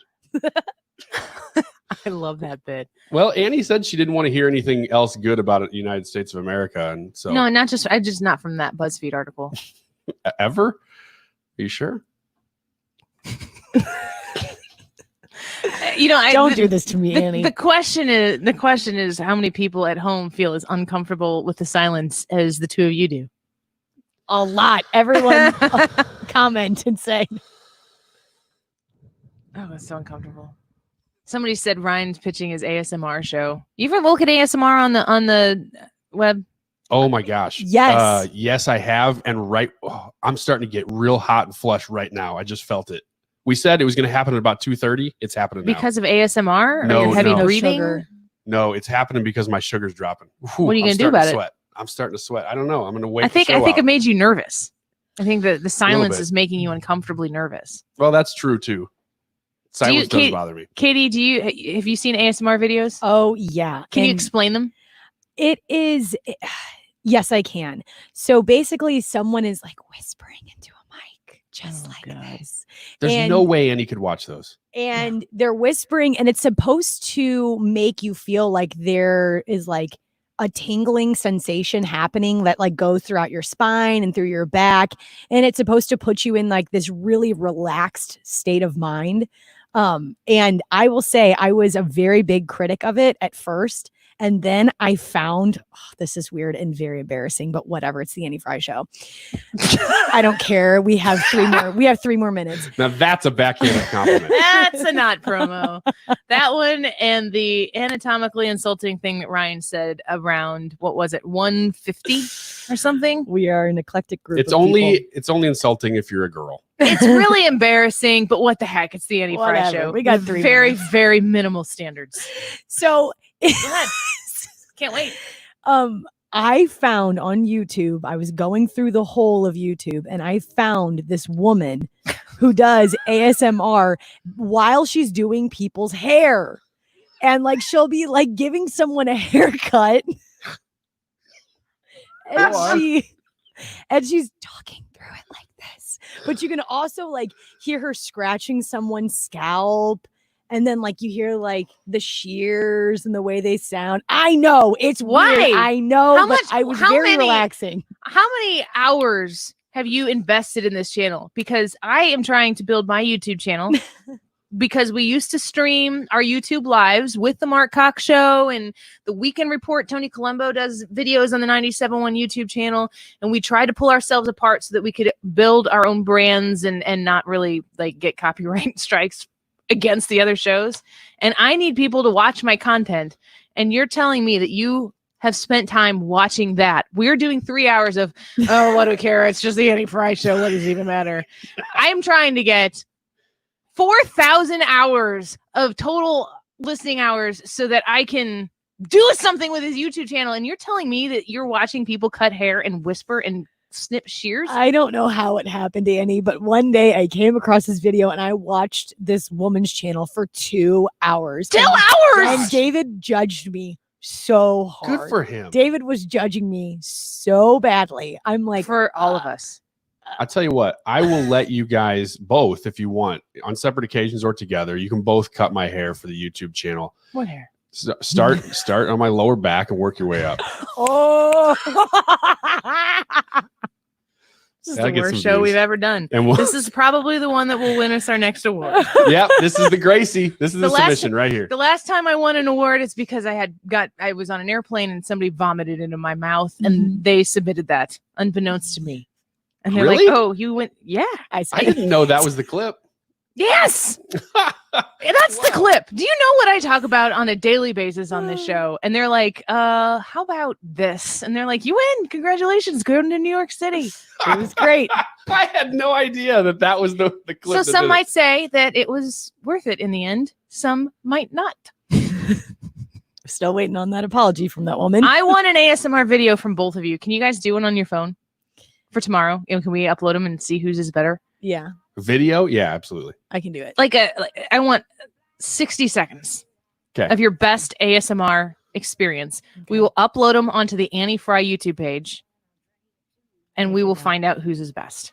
And if you want to see these videos, you've got to go subscribe to the Annie Frey YouTube page and click the notification bell. And when they get done, I'm going to get them from Katie and Ryan. I'm going to upload them straight there, and then you guys can comment. And whoever gets the most thumbs up on YouTube, I'll buy lunch for tomorrow. Okay. I gotta get a good mic.